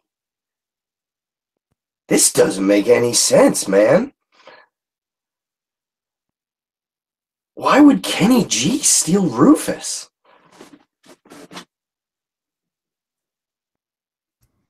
Is your friend a performer? Rufus? He dabbles, but not a performer, no. More of a messenger. Messenger. I see. Kenny G must be gaining popularity, but he wants his name spread far and wide. So he has hired Rufus, or forced him against his will, to spread the message of Kenny G. It must be it. A devious plot. Ingenious. I knew this guy was smart, Bill. He's like the smartest guy I've ever known.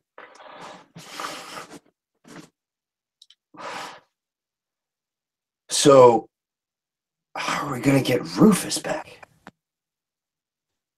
And they both look up. I find the best way to figure that out is to... Not figure it out, I'm sorry, I misspoke. I find the best way to get things accomplished is to go straight in the front. I say we go in there, we find this Kenny G and his geniuses, and show them what for. Put them in their place. Take your Rufus back. Hug your Rufus. Bring him into the fold. I've lost track of my thoughts, but I think you understand where I'm going. I like your approach. Ash, what do you think?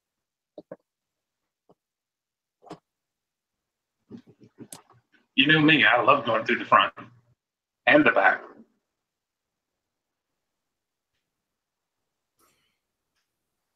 So I say we just knock down some doors and see what plays out. Walked into that one.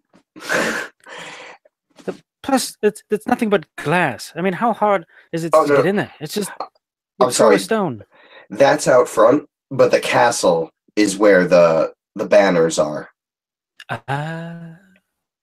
They landed out front, and the castle is now taken by the Jeevians.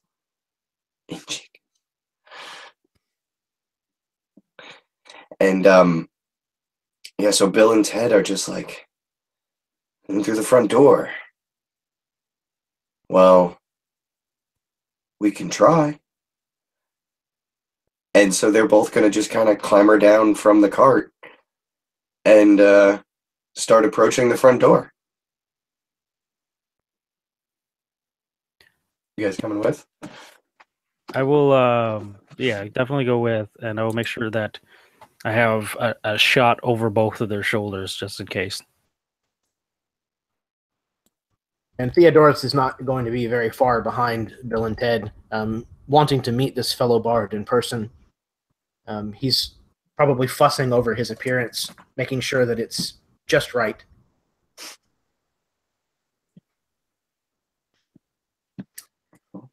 I think Cecily would take up the rear. She's gonna hang back and take her cues from menfolk.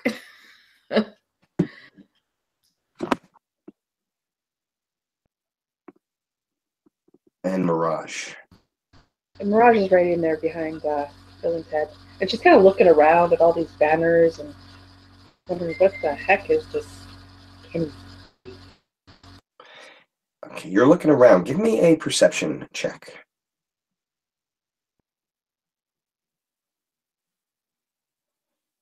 It would be an 11. 11. You're going to notice one of the banners. There are banners hanging like from the front of the castle. Seems to move. It like ripples. So yeah, like imagine like a cylindrical tower. There's a big front door, and there's these two banners that are hanging at like the halfway point, and one of them like almost like there was like something behind it. You thought like, and it just seemed to like ripple a bit. I'm going to grab Ted's shoulder and point out and say, "Did thou see that?" And point to the banner that moved. You did not see that. The banner, it moved. Oh, I'm sorry, you said Ted. He goes, it moved.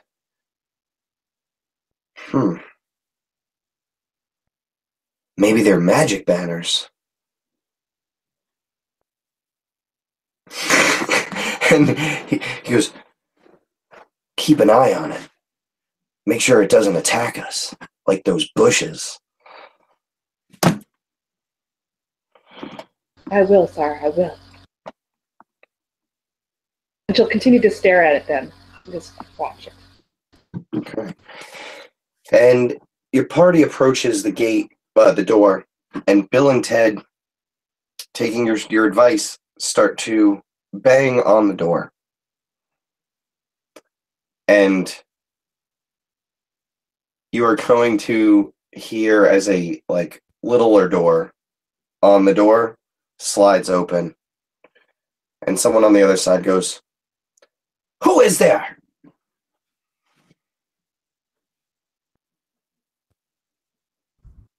Does it not seem like they're going to announce us? Bill and Ted say, "Hold on, let me check. It's Bill and Ted. Are you going to announce us?" And they go, and you all hear, "Bill and Ted. Bill and Ted. Bill and Ted." And you hear another voice further back in the thing. And then you hear nothing. until a growing sound of builds,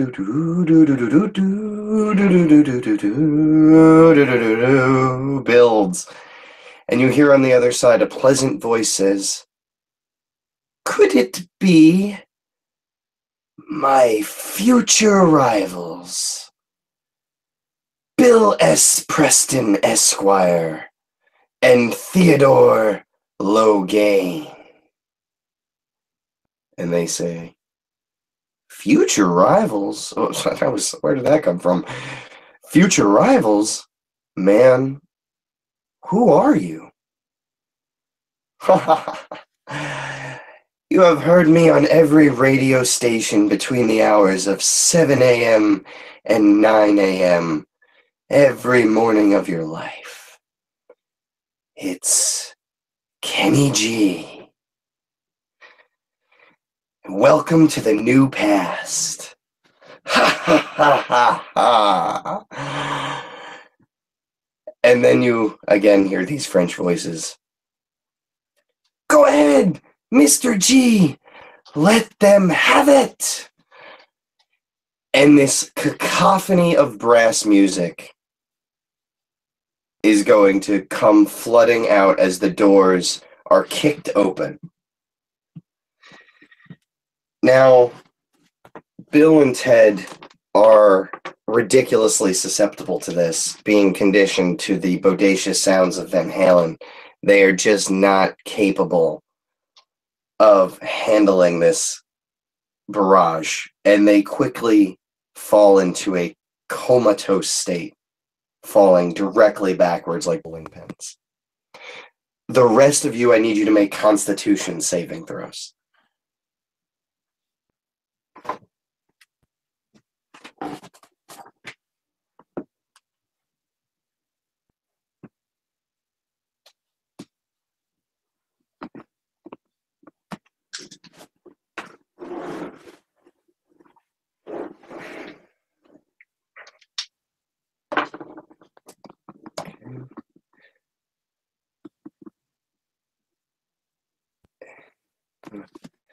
Okay, so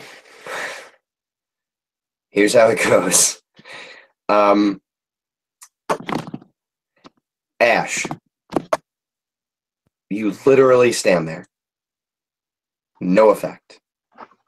Just super lame music being played at a very high volume. Well, on the bright side, if this jerk takes over, we'll sleep better at night. And as you say that, you might glance around and notice that Sir Lon seems to just be totally bobbing his head along to this tune. Lon, you are charmed. You have a very specific charm. It's basically the effects of fear, but not because you're afraid. Kenny G is the man right now for you. Nobody else, just him. You cannot attack him at all for the next 3 turns. Now, Mirage, Theodorus, and Cecily, you are basically hit by this barrage, not charmed by it at all. It's just noise that you cannot understand for the life of you. This puts you into a state of confusion for the next turn, and you'll have to roll a save at the end of that turn. It can only last for a maximum of 3, but you will get to make saves every time. Okay, so now, Ash, back to your view, because you can make sense of these things. You see these 3 men who look very similar, if you've ever seen, to the Frenchman from Monty Python and the Holy Grail. They have costumey large mustaches, but otherwise pretty standard French armor with little I'm not now. All of a sudden, I'm not going to be able to recall the name of that, but maybe somebody else can. But the standard French design, I believe it's 4 lines that curve out, and they are standing there with their pikes, and then you see behind them this man with marvelous locks playing, terribly boring music, as I mentioned.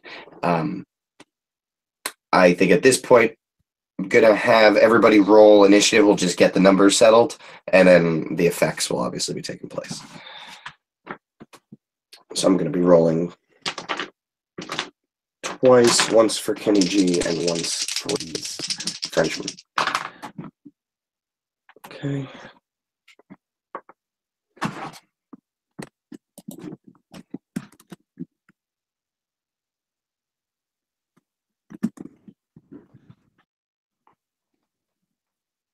I think I'm just missing. I'm missing one.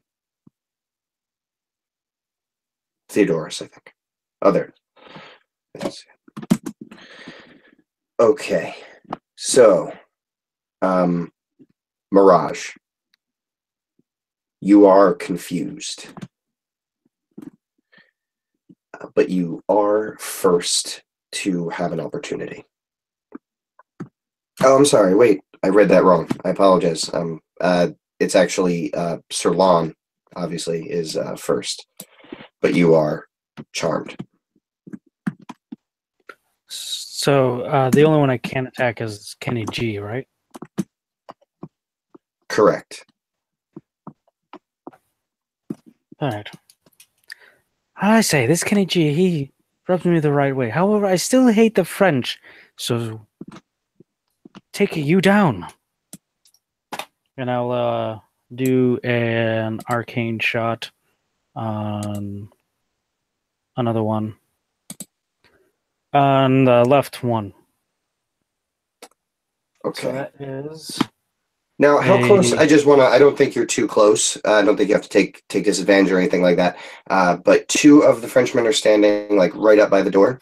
How close would you say you ever got to the door? I was right behind, or maybe a couple of steps behind Bill and Ted, because I was kind of aiming over their shoulders. Oh, right. And so I figured I was probably like maybe 5 feet away from the doorway. Yeah, you're probably 5 feet away from the doorway. The doorway is quite large, so it's like a 10-foot span, and you're over on the right-hand side. So you're basically, 5 feet back and 10 feet away from this guy, just to give you perspective. Right. And I was also doing a sharpshooter as well. Oh, okay, excellent. So,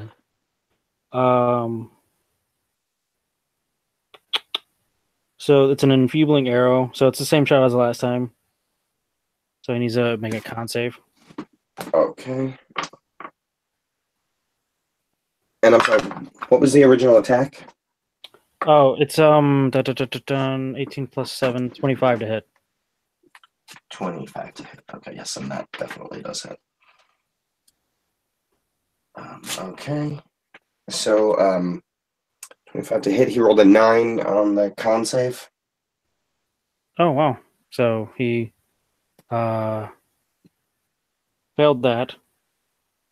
So which basically means all of his attacks until the start of my next turn, all of his attacks deal half damage. But he's going to take 2d6 necrotic damage as well. Okay, roll that. So he got 9 piercing from 19 piercing from the heavy crossbow. Wow. And then 9 necrotic damage from that as well. Okay. Oh, that was a 20 to hit. I'm sorry. I apologize. It was 20 to hit. Oh, 20 to hit. That still hits. 20 Okay. will hit. Because of I did the sharpshooter, which is -5 to the attack. So. Oh, because you chose to -5 and add the damage. Right. Okay, got it. That's why it was a 19. Excellent. Okay. Do you move after that? You are fairly close to the Frenchman on the right. I will then back up probably 20 feet. 20 feet. Okay. Yeah, you were about 10 feet away from him, so you're able to do that without provoking opportunity, and you fall back with your crossbow out. Right. And that is going to bring up Mirage. So Mirage has kind of fallen to her knees with her hands over her ears because of this loud, horrible noise. I rolled 7 on my con check. Did you roll a con save? It's going to be a con save. Yes. Does that change anything? Okay. No, 7. Okay, so you fail. So this music is just like vibrating your skull. And you did say 7, right? Yeah. Okay. Sorry, just double checking. And you remain confused. Let me just give you the exact definition of confused.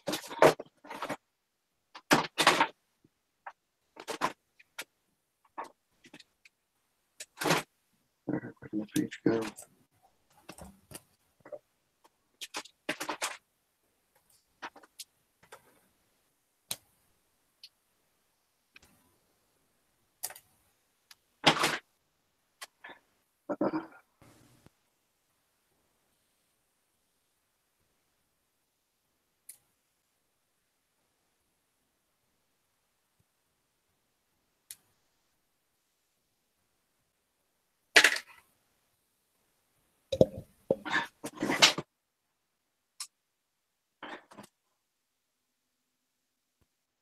Sorry, I took this off of somebody's homebrew, and I think they used a condition that is not actually listed in the 5e conditions chart. I'm like looking at it like, it's not here. Yeah, I think there's a spell that you could possibly use.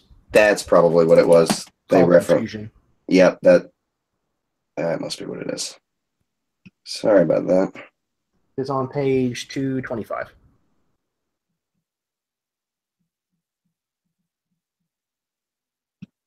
Okay, so that's going to be can't take reactions and must roll d10 at the start of each turn to determine its behavior. Oh, okay. Yeah, they really should have provided this to me. Okay, so can you roll a d10 for me, Karen?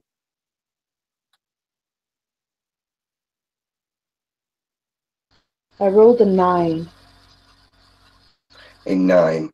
Oh, wow. Okay. Lucky. 9 and 10. Creature can act and move normally. So even though you are bombarded with this noise, your sheer willpower is able to allow you to take your actions. Okay. I think what she's going to do then is she's going to start running towards the sound of this horrible brass instrument. She's not liking it. It's too loud. We're going to try and end it. And so as she's running, she's going to pull out her short sword. How far away is it? So would you say you were about 10 feet back from the door? I was right behind Bill and Ted. Okay. Now, so this music is emanating from Kenny G himself, who is about 30 feet back from the door on the inside. So there's a total of 40-foot distance between you and him. What is your movement? My movement is 30. 30. Okay, so if you run directly at him, you would end up 10 feet from him.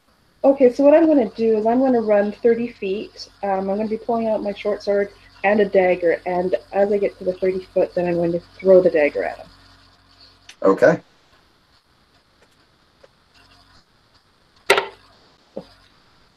$11. 11. Kenny G, without missing a note, takes his Yaz saxophone and bats the projectile away, going right back into his soloing.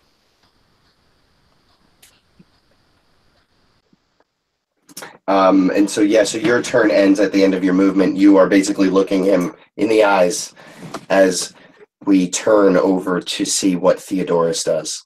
Now, Theodorus, I actually had Karen roll out of order. Roll me the d10 first, and then roll me the save. I got a 6 on my d10 roll. Ooh, okay, so you are not able to take actions this turn. And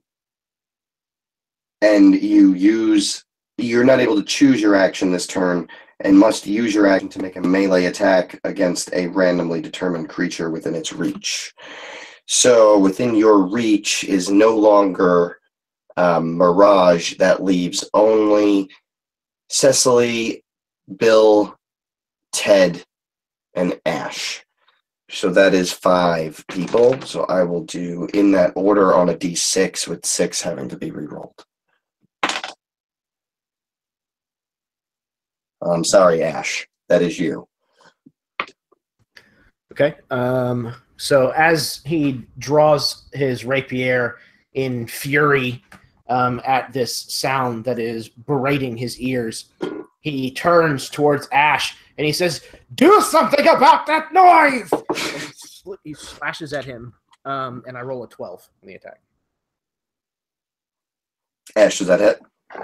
No, my AC is 13. Oh, just miss. Okay. Calm down. I didn't kill your dog or nothing. That's awesome. And as that's going on, Cecily... Oh, I'm sorry. Actually, can you roll me the save? Yeah, I pre-rolled it, and I had a 15 total. Excellent. You are able to, by the end of that screaming fit, clear your mind for a moment, and you're able to readdress the situation. Then, I guess, no, that is the end of my turn. So that is the end of your turn. Yeah, you had to use your action to do that. And then, Cecily, as that screaming fit occurs, and Theodore seems to shake his head, you act. Oh, I'm sorry, roll the d10. Oh, a d10 first. Yeah, what am I thinking? 6. Oh, the same thing. Wow. So you are also not able to attack of your choice. I must roll, and actually, let's see. So same order, except instead of Cecily, I'm going to replace that with Theodorus. So Theodorus, Bill, Ted, Ash. Theodorus, Bill, Ted, Ash. Theodorus, Bill, Ted. Okay, so you are swinging at Ted. Ted, oh Poor no. Theodorus Logan. And I, He's on the ground too, so I don't even know why you're doing this. I have no idea. Poor guy. I whip out my wand and fire magic missile at him for 4 points of damage. Okay. Poor Ted. Poor Ted doesn't move or flinch. He's just completely comatose. He just takes his You magic just wand. lie there. Get up and help us. And now give me your save. Oh, come on. So since it was just beat, I'll tell you the DC is 14. Oh, well, that is not a 14. Okay, so you will be remaining under this confused state until the next. We'll have to. It's a D10 each time, so it won't necessarily be the same effect next time. Okay, and that brings up Ash. Oh yeah. Actually, Ash, what is your raw initiative? Without my bonus. Well, actually, no. It should be the whole thing. Yeah. So it was what was it? It was 10. Yeah. Okay. Yeah. Okay. Then you definitely go next. All right. I want to shout out, "Hey, Kenny B-side, I got something for you," and I want to whip out the chainsaw and rev it up. Kind of rev it in time with Another One Bites the Dust. Awesome. And if we go by the rules, swapping in weapons would take my full turn. So yeah, that's basically my turn, is insulting him and trying to drown him out with the chainsaw. Yeah, and for the chainsaw, that also makes sense. So what I'm going to do, that's awesome. So everyone who is currently under the effects of this will have advantage on their next save because they have the chainsaw getting in the way of that mess of a song. And that is going to bring up Mr. Kenny G. And so Kenny G is going to use his turn to change the tune up a little bit. And it starts to get a little more upbeat, a little faster. And suddenly you see from behind him, like on this ledge, like a bunch of Frenchmen pop up with bows, and they all just release at the same time. They seem to be under this sort of spell. And it's sort of like over his head, and he goes like this. And 10 arrows are just going to fly down. So what I just want everybody to do is just give me a dex save.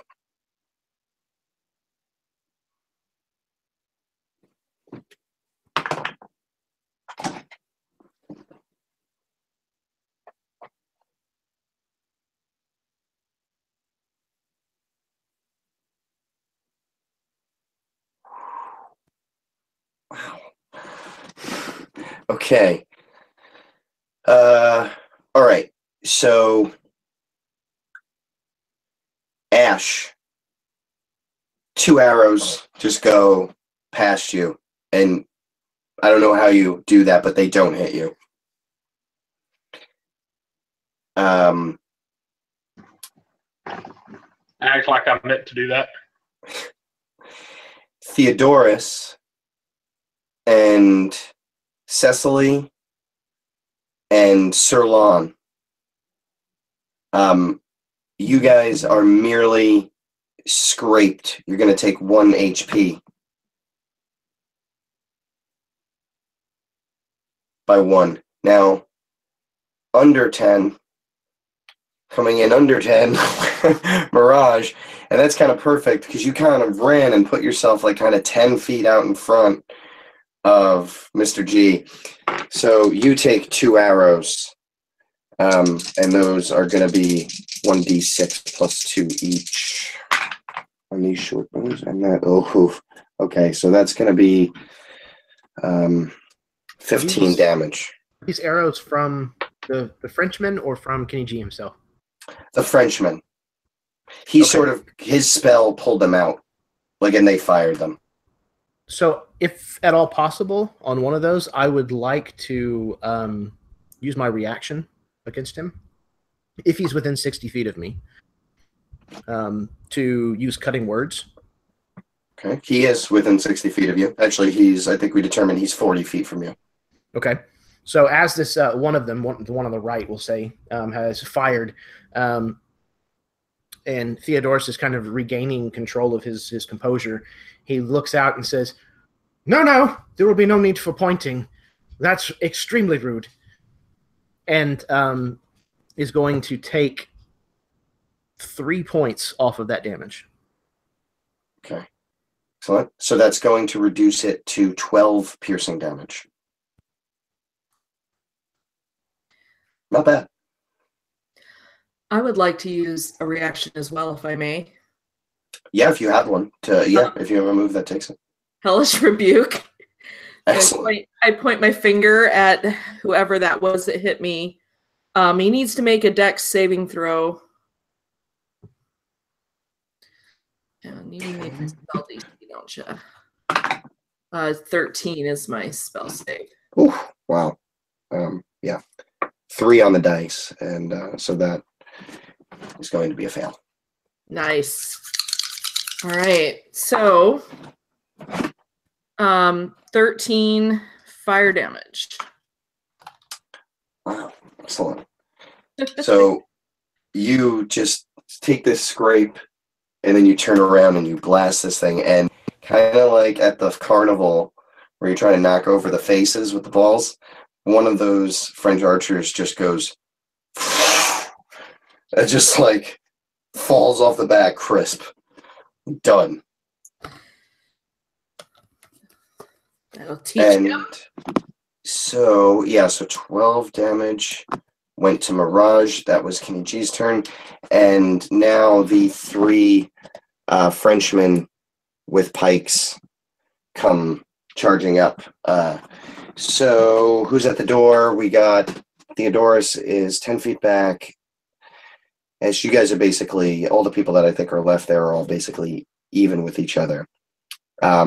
So I'm going to just have each of the Frenchmen run up and make an attack on each of you.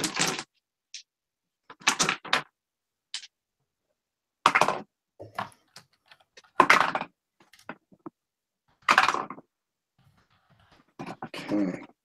So have a 16 against Cecily, a 12 against Theodorus, and a 8 against Ash. What was the one against Theodorus again? Theodorus was a oh shoot, sorry, what did I say? I think 12. Okay, my Wait, no, it was higher than that. Sorry, it was a 16, okay, a 14, and an 8.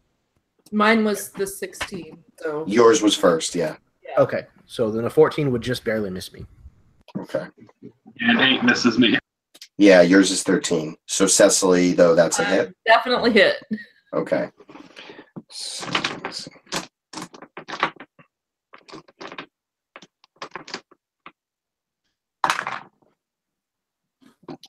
Okay, so that is going to deal 8 points of damage. It's a low damage roll. Yikes.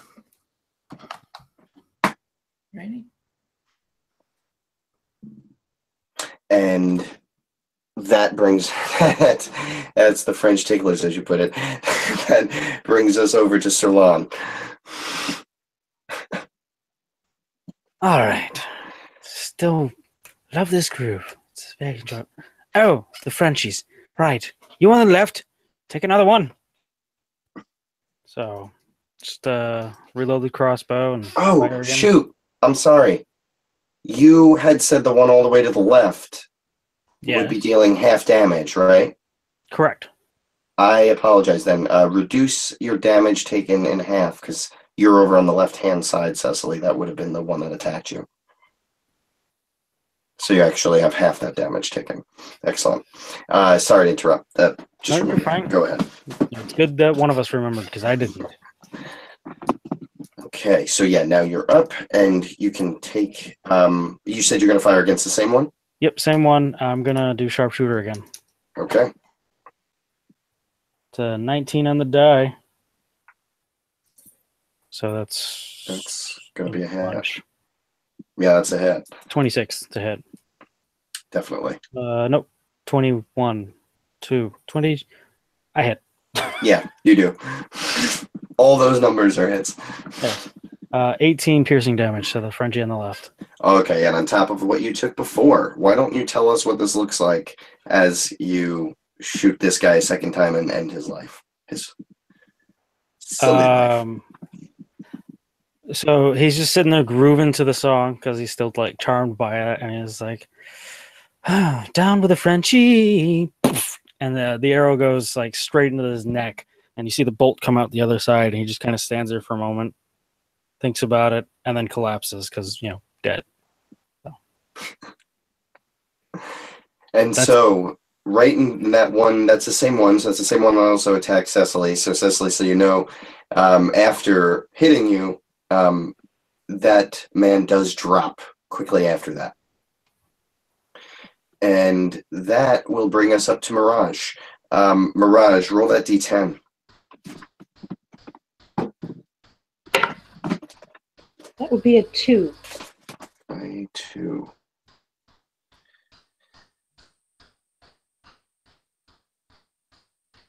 Okay, so this is the same as the others had before. This is going to cause you to attack a random person. However, within its reach, you don't. Oh, you do actually still have someone within your reach, and it is Kenny G. So I don't know how to do that. It's confusion. It doesn't say you're charmed. It doesn't say anything about not attacking. Yeah. The only creature within your reach at this point is Kenny G. So I am actually going to have to rule that you are allowed to attack Kenny G. All right, I will attack Kenny G with my short sword. Okay, so you're going to close the distance and get right in there. Yeah, absolutely. Okay. Oh, I rolled a nat 20. Oh, excellent. So, double the dice, roll that damage.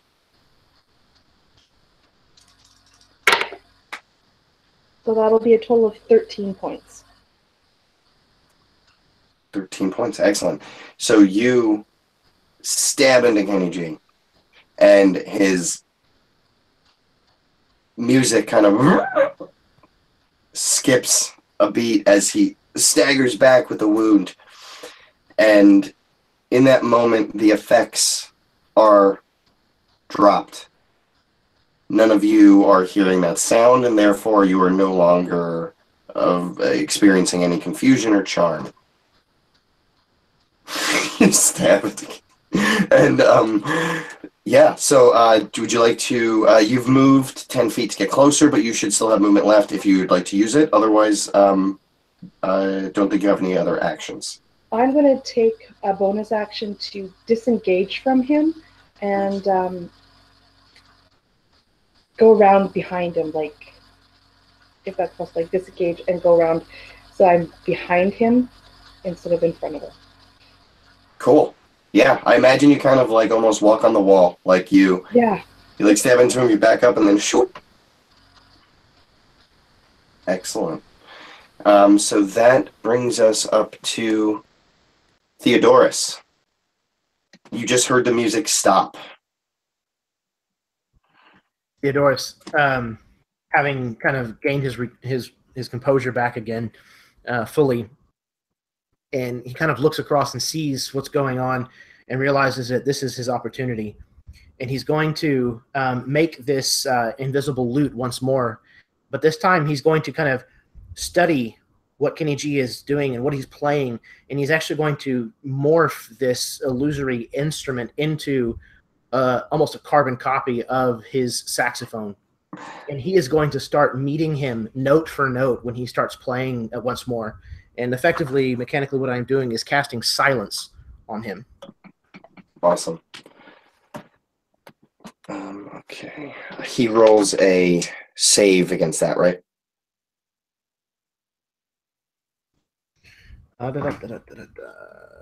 Is...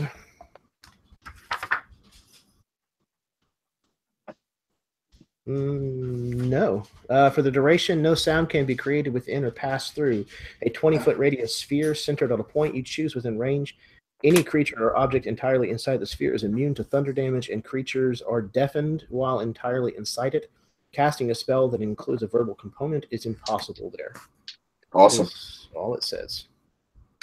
That is excellent and efficient. Kenny G is predictably based on audio components. Awesome. So he is in this dome of silence. And that is going to bring up... Oh, wait. Would you like to move? You are still 40 feet back from him, 10 feet back from the door, but there are still Frenchmen like the one that just tried to kill you. But he is currently engaged with me? He had attacked you. Yes, actually. Does that affect your spell? No. It shouldn't, as far as I know. Right, yeah, you didn't get hit. I don't think it wouldn't matter anyway, even if you had. So I would have to roll against concentration if he hits me now. Right, after you've cast it, absolutely. Right.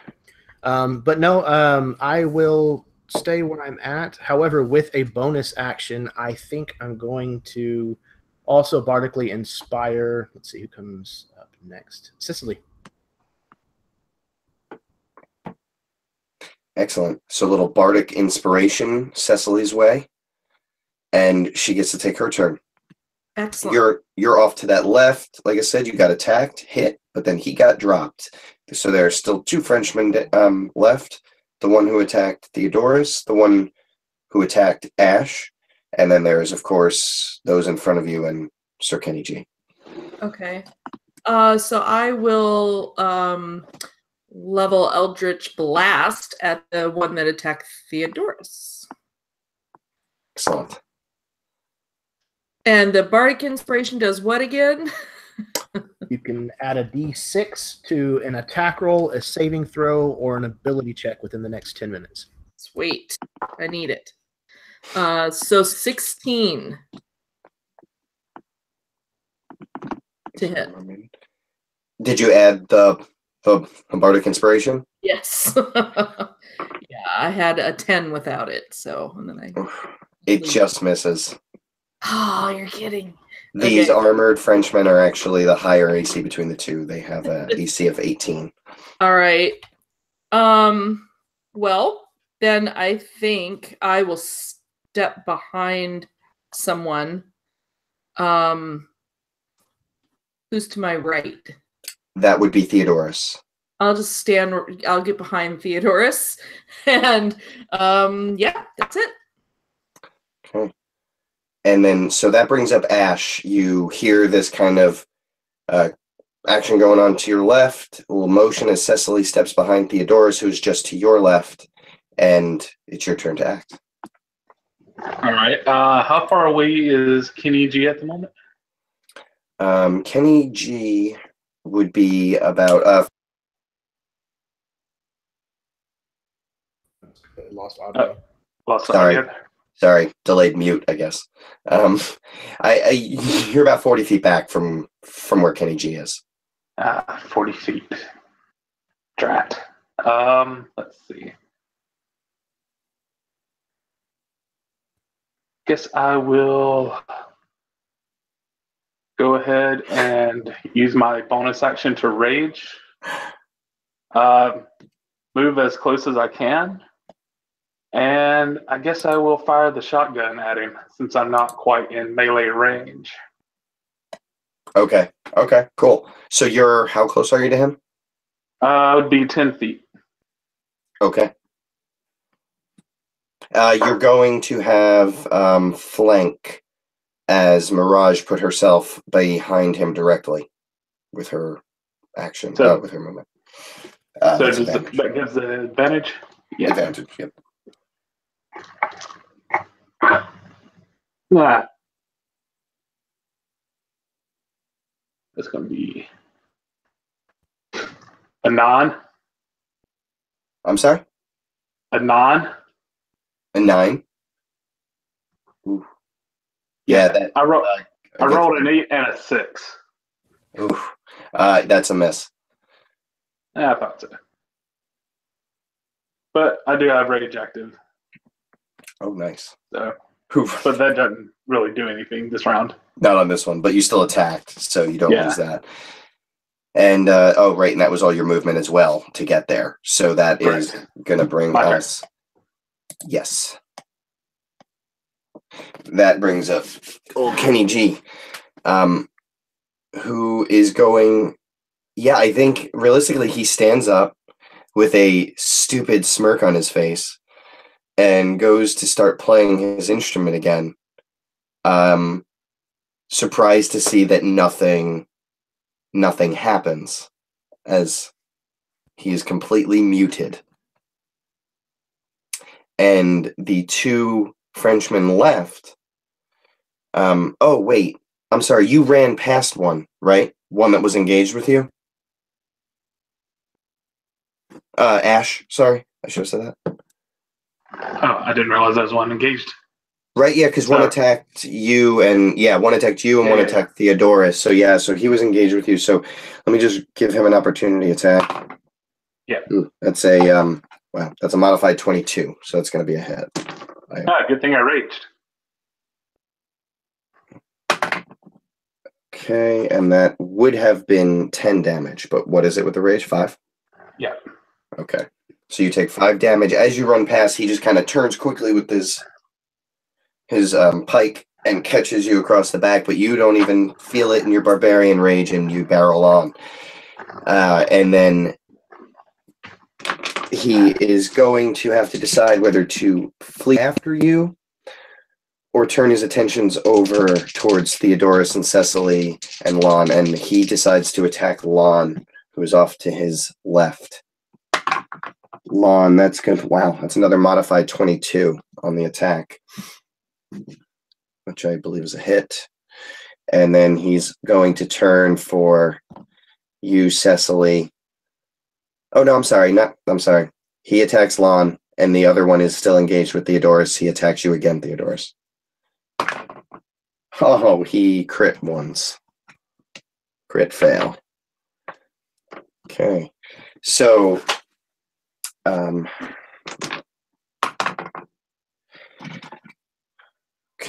Lon, you will be taking 11 piercing damage from the pike. And the other one, Theodorus, he reels back his pike and goes to jab it, but misses and puts his pike right in the ground. He will have to extend he'll have to expend an action to pull his pike back out of the ground. But you hear a sickening as the other pike slashes across Lon, your side here, gets a huge gash. Ouchies. And that brings us back up to you, Lon. You are now engaged. Crap. These guys are right next to me, right? Yeah, that one that just attacked you is directly next to you. The other one is about 10 feet to your left. I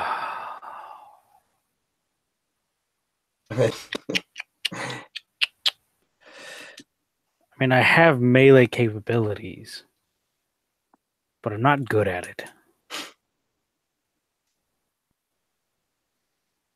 I can attack when well engaged, just disadvantage. Screw it. I'm going to try to point blank shot this guy right in the noggin. Okay. So that's with disadvantage, right, for being too close? Yep. Okay. Yep. I'm not going to do the sharpshooter, just, because I need every advantage I can get. Absolutely. So that's a really good roll for the first one. And not so good for the second. I got a 14 to hit. 14 does not hit one of these. Damn it. So I think it does hit, but it basically careens off his conical helmet and just goes... I spit in your general direction, sir. Get away from me! And that's kind of my turn. So yeah. I'll actually, you know what I'll do? I'll maneuver around the one guy, so that way the other guy would have to move to get me. Maybe that'll do something, I don't know. Yeah, so you're going to shift. You're going to move 5 feet, basically, one board space, if it was on one. Right. You're just going to basically position yourself so that you're aligned with them rather than freeing yourself up to be attacked from the side. Right. Perfect. Okay, so then, Mirage, you are up there in the thick of it. Kenny G is, as you can see, muted. Good. So yeah, while going around behind him, I am going to use a bonus action to look at his fighting style. I'm using Insightful Fighting, so he needs to make a deception check versus my insight. Okay. Oh, he rolls a 2 on the dice, so yeah, that's a fail, I'm sure. Yeah, I actually rolled a nat 20, which is kind of funny on that one. Okay. A total of 24. So I get to do 6. sneak attack on him without having to have anybody engaged. Awesome. Okay, so I will now try to stab him with my sword. That would be a 15. That hits. Oh.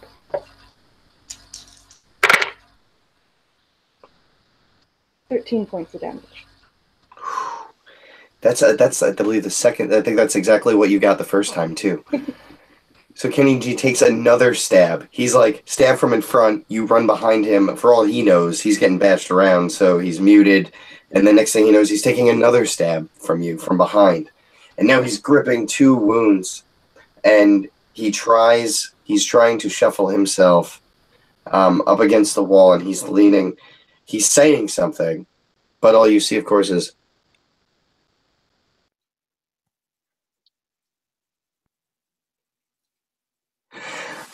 and you don't know exactly what he's saying, but the blood is trickling out of him. Would you like to use any movement?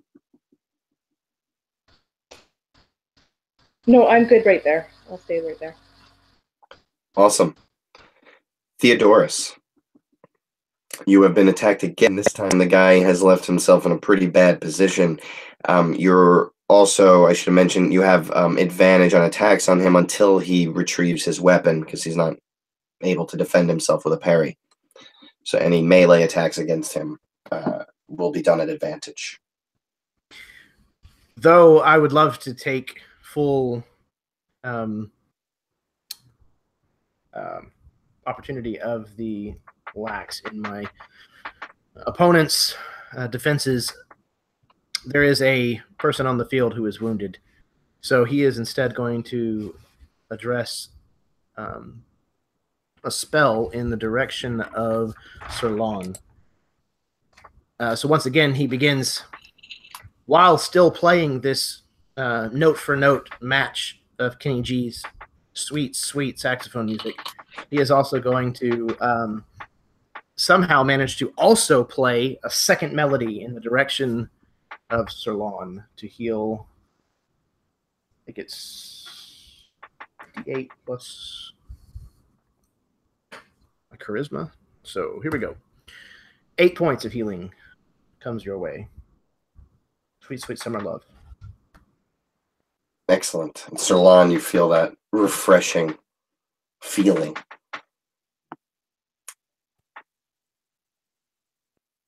As you don't die. Huzzah!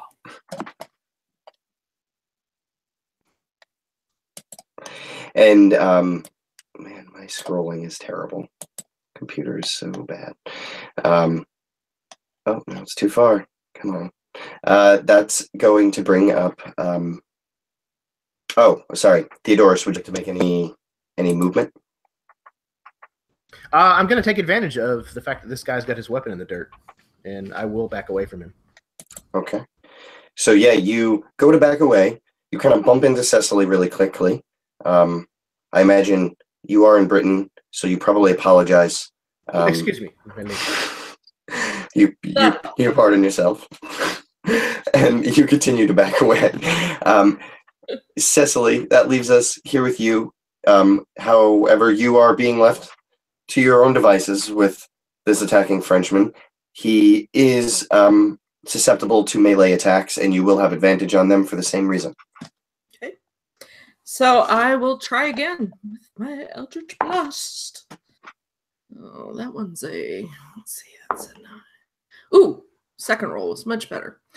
That was a... What is that, Chris? 13 plus 5, 18. Exactly what you needed. That is a hit. I just realized I forgot to use that last time. No wonder I had a problem. All right, so... Sorry. D10. Oh, really? That was lame. 5 damage. Really, that was lame. And so you slash at him. Oh, no, I'm sorry. What am I talking about? You Eldritch Blast him, and it just, like, it hits him in the chest, and it leaves this scorched mark, and he's like, what is this? It is... Do, sir. Magical. He looks truly spellbound by it. And would you like to take any motion? He is still, his hands are on his pike here. They're stuck in the ground. He cannot take opportunity attacks against you at the moment. I will back away from him. Okay, so yeah. You put a few feet between you guys. Definitely. And that brings up Ash. You are now 10 feet from Kenny G. who is bleeding and in a cone of silence, or a cone of shame, whichever you choose. Oh, this is going to be fun. So the first thing I'm going to do is take a shot with the shotgun. And it misses. It's I rolled a total of 3. Shotgun should be a lot easier to hit with. I know, right? Did you take advantage because you do still have your flanking opponent? I did not.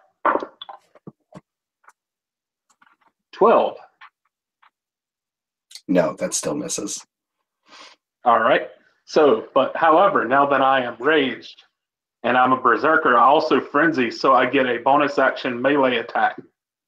So I'm going to move I in presume. with the chainsaw, and I only get advantage from that once. So this time, though, I'm going to use what is it? Reckless attack.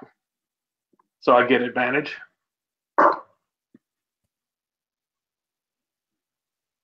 And I think a 23 might hit. That will definitely do it. All right. So then, let's see, that roll was 4, 7, that was 9 points, but since I've got my savage attacker, and I rolled the exact same thing. So 9 points. 9 points. He was at 26. Okay. Yes. Well, tell us what this looks like. Kenny G tried to pick up his saxophone and fend you off, and a couple of shotgun pellets seemed to ting, ting, ting off of it miraculously for him, but it did nothing as your chainsaw came at him. All right, so going to kind of do a spinning motion. The first spin goes across his neck, severing the head, and then as he comes through, he's going to go into the abdomen, just because. And so the world of smooth jazz weeps as your chainsaw buries in the front and lifts Kenny G up off the ground, just in pure ash fashion. And then as he slumps to the ground, I'll say, "Sorry, Kenny, that song fell a bit flat." And the rest of you are going to see these Frenchmen. They all seem to come out from a spell. The one that you just walked away from, Cecily, for instance, immediately realizes that he's trying to pull a pike out of the ground and stab at you. And he goes, "Oh, no, no, no, mademoiselle. What am I doing? This is ridiculous." And he looks around and he's confused, but he does become quite alarmed at his dead friend with the crossbow bolt shanked into the side of his neck. And so how do you all react here as these Frenchmen seem to come clear of their jazzed senses? Messieurs, you have been under the wicked spell of this man and his music, his heinous sounds. He's more of a puddle now at this point, I think. There's awfully a lot of blood inside that man. And at this point, Bill and Ted are going to kind of sit up as well, and they're hearing you, and they're kind of like looking at each other and like coming to, they're like, ugh, and they see the blood everywhere. And they just look at each other and go, "Whoa, really glad I wasn't awake for whatever happened here. No kidding, man." But then they suddenly smile as Rufus in his trench coat comes running around the corner and is looking around, and he's like, "Oh, things really got out of hand, huh? I see you made some new friends. Can't say I'm sad to see that. I have a feeling it saved me from a terrible, terrible fate. as an agent in the smooth jazz industry. Ugh. And he looks around and says, my gratitudes to your bodacious friends.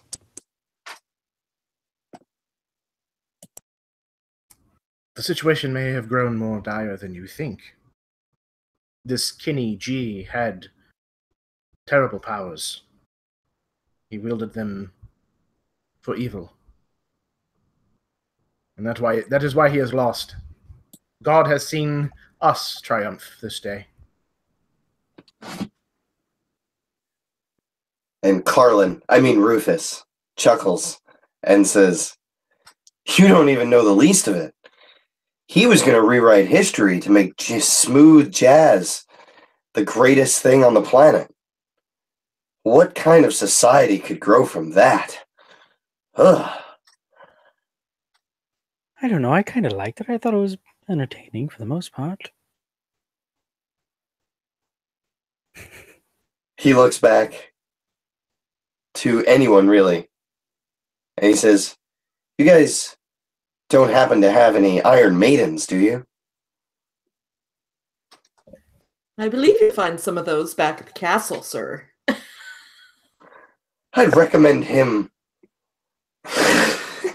He just points to you, Lon, and shakes his head, but poor Lon was charmed by the music. There's nothing he can do about it. And so Bill and Ted are going to kind of walk up to you, Ash, and say, man, I'm really glad we brought you along. We got to go back to the castle and take you somewhere. Tell us, are you looking to go back to Land of Skeletons or the S-Mart? Actually, why don't you take me back to Jacksonville and get me some beer while you're at it? And Rufus leans over and says, I can get down with that. I kind of give Rufus a friendly welcome, and I act like I'm patting him on the back, but I'm actually wiping Kenny G's blood off on the back of his coat. And at the idea of picking up beer, Bill and Ted grin and air guitar.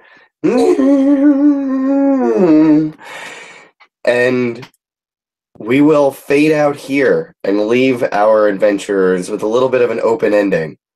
And that is the end of Bill and Ted's Radical Rescue. Well done, man. Excellent. Most excellent. So if everybody just wants to wave goodbye to the half dozen people that may watch this in the future and say bye-bye. Bye. Bye. Bye. Bye. Bye, everybody.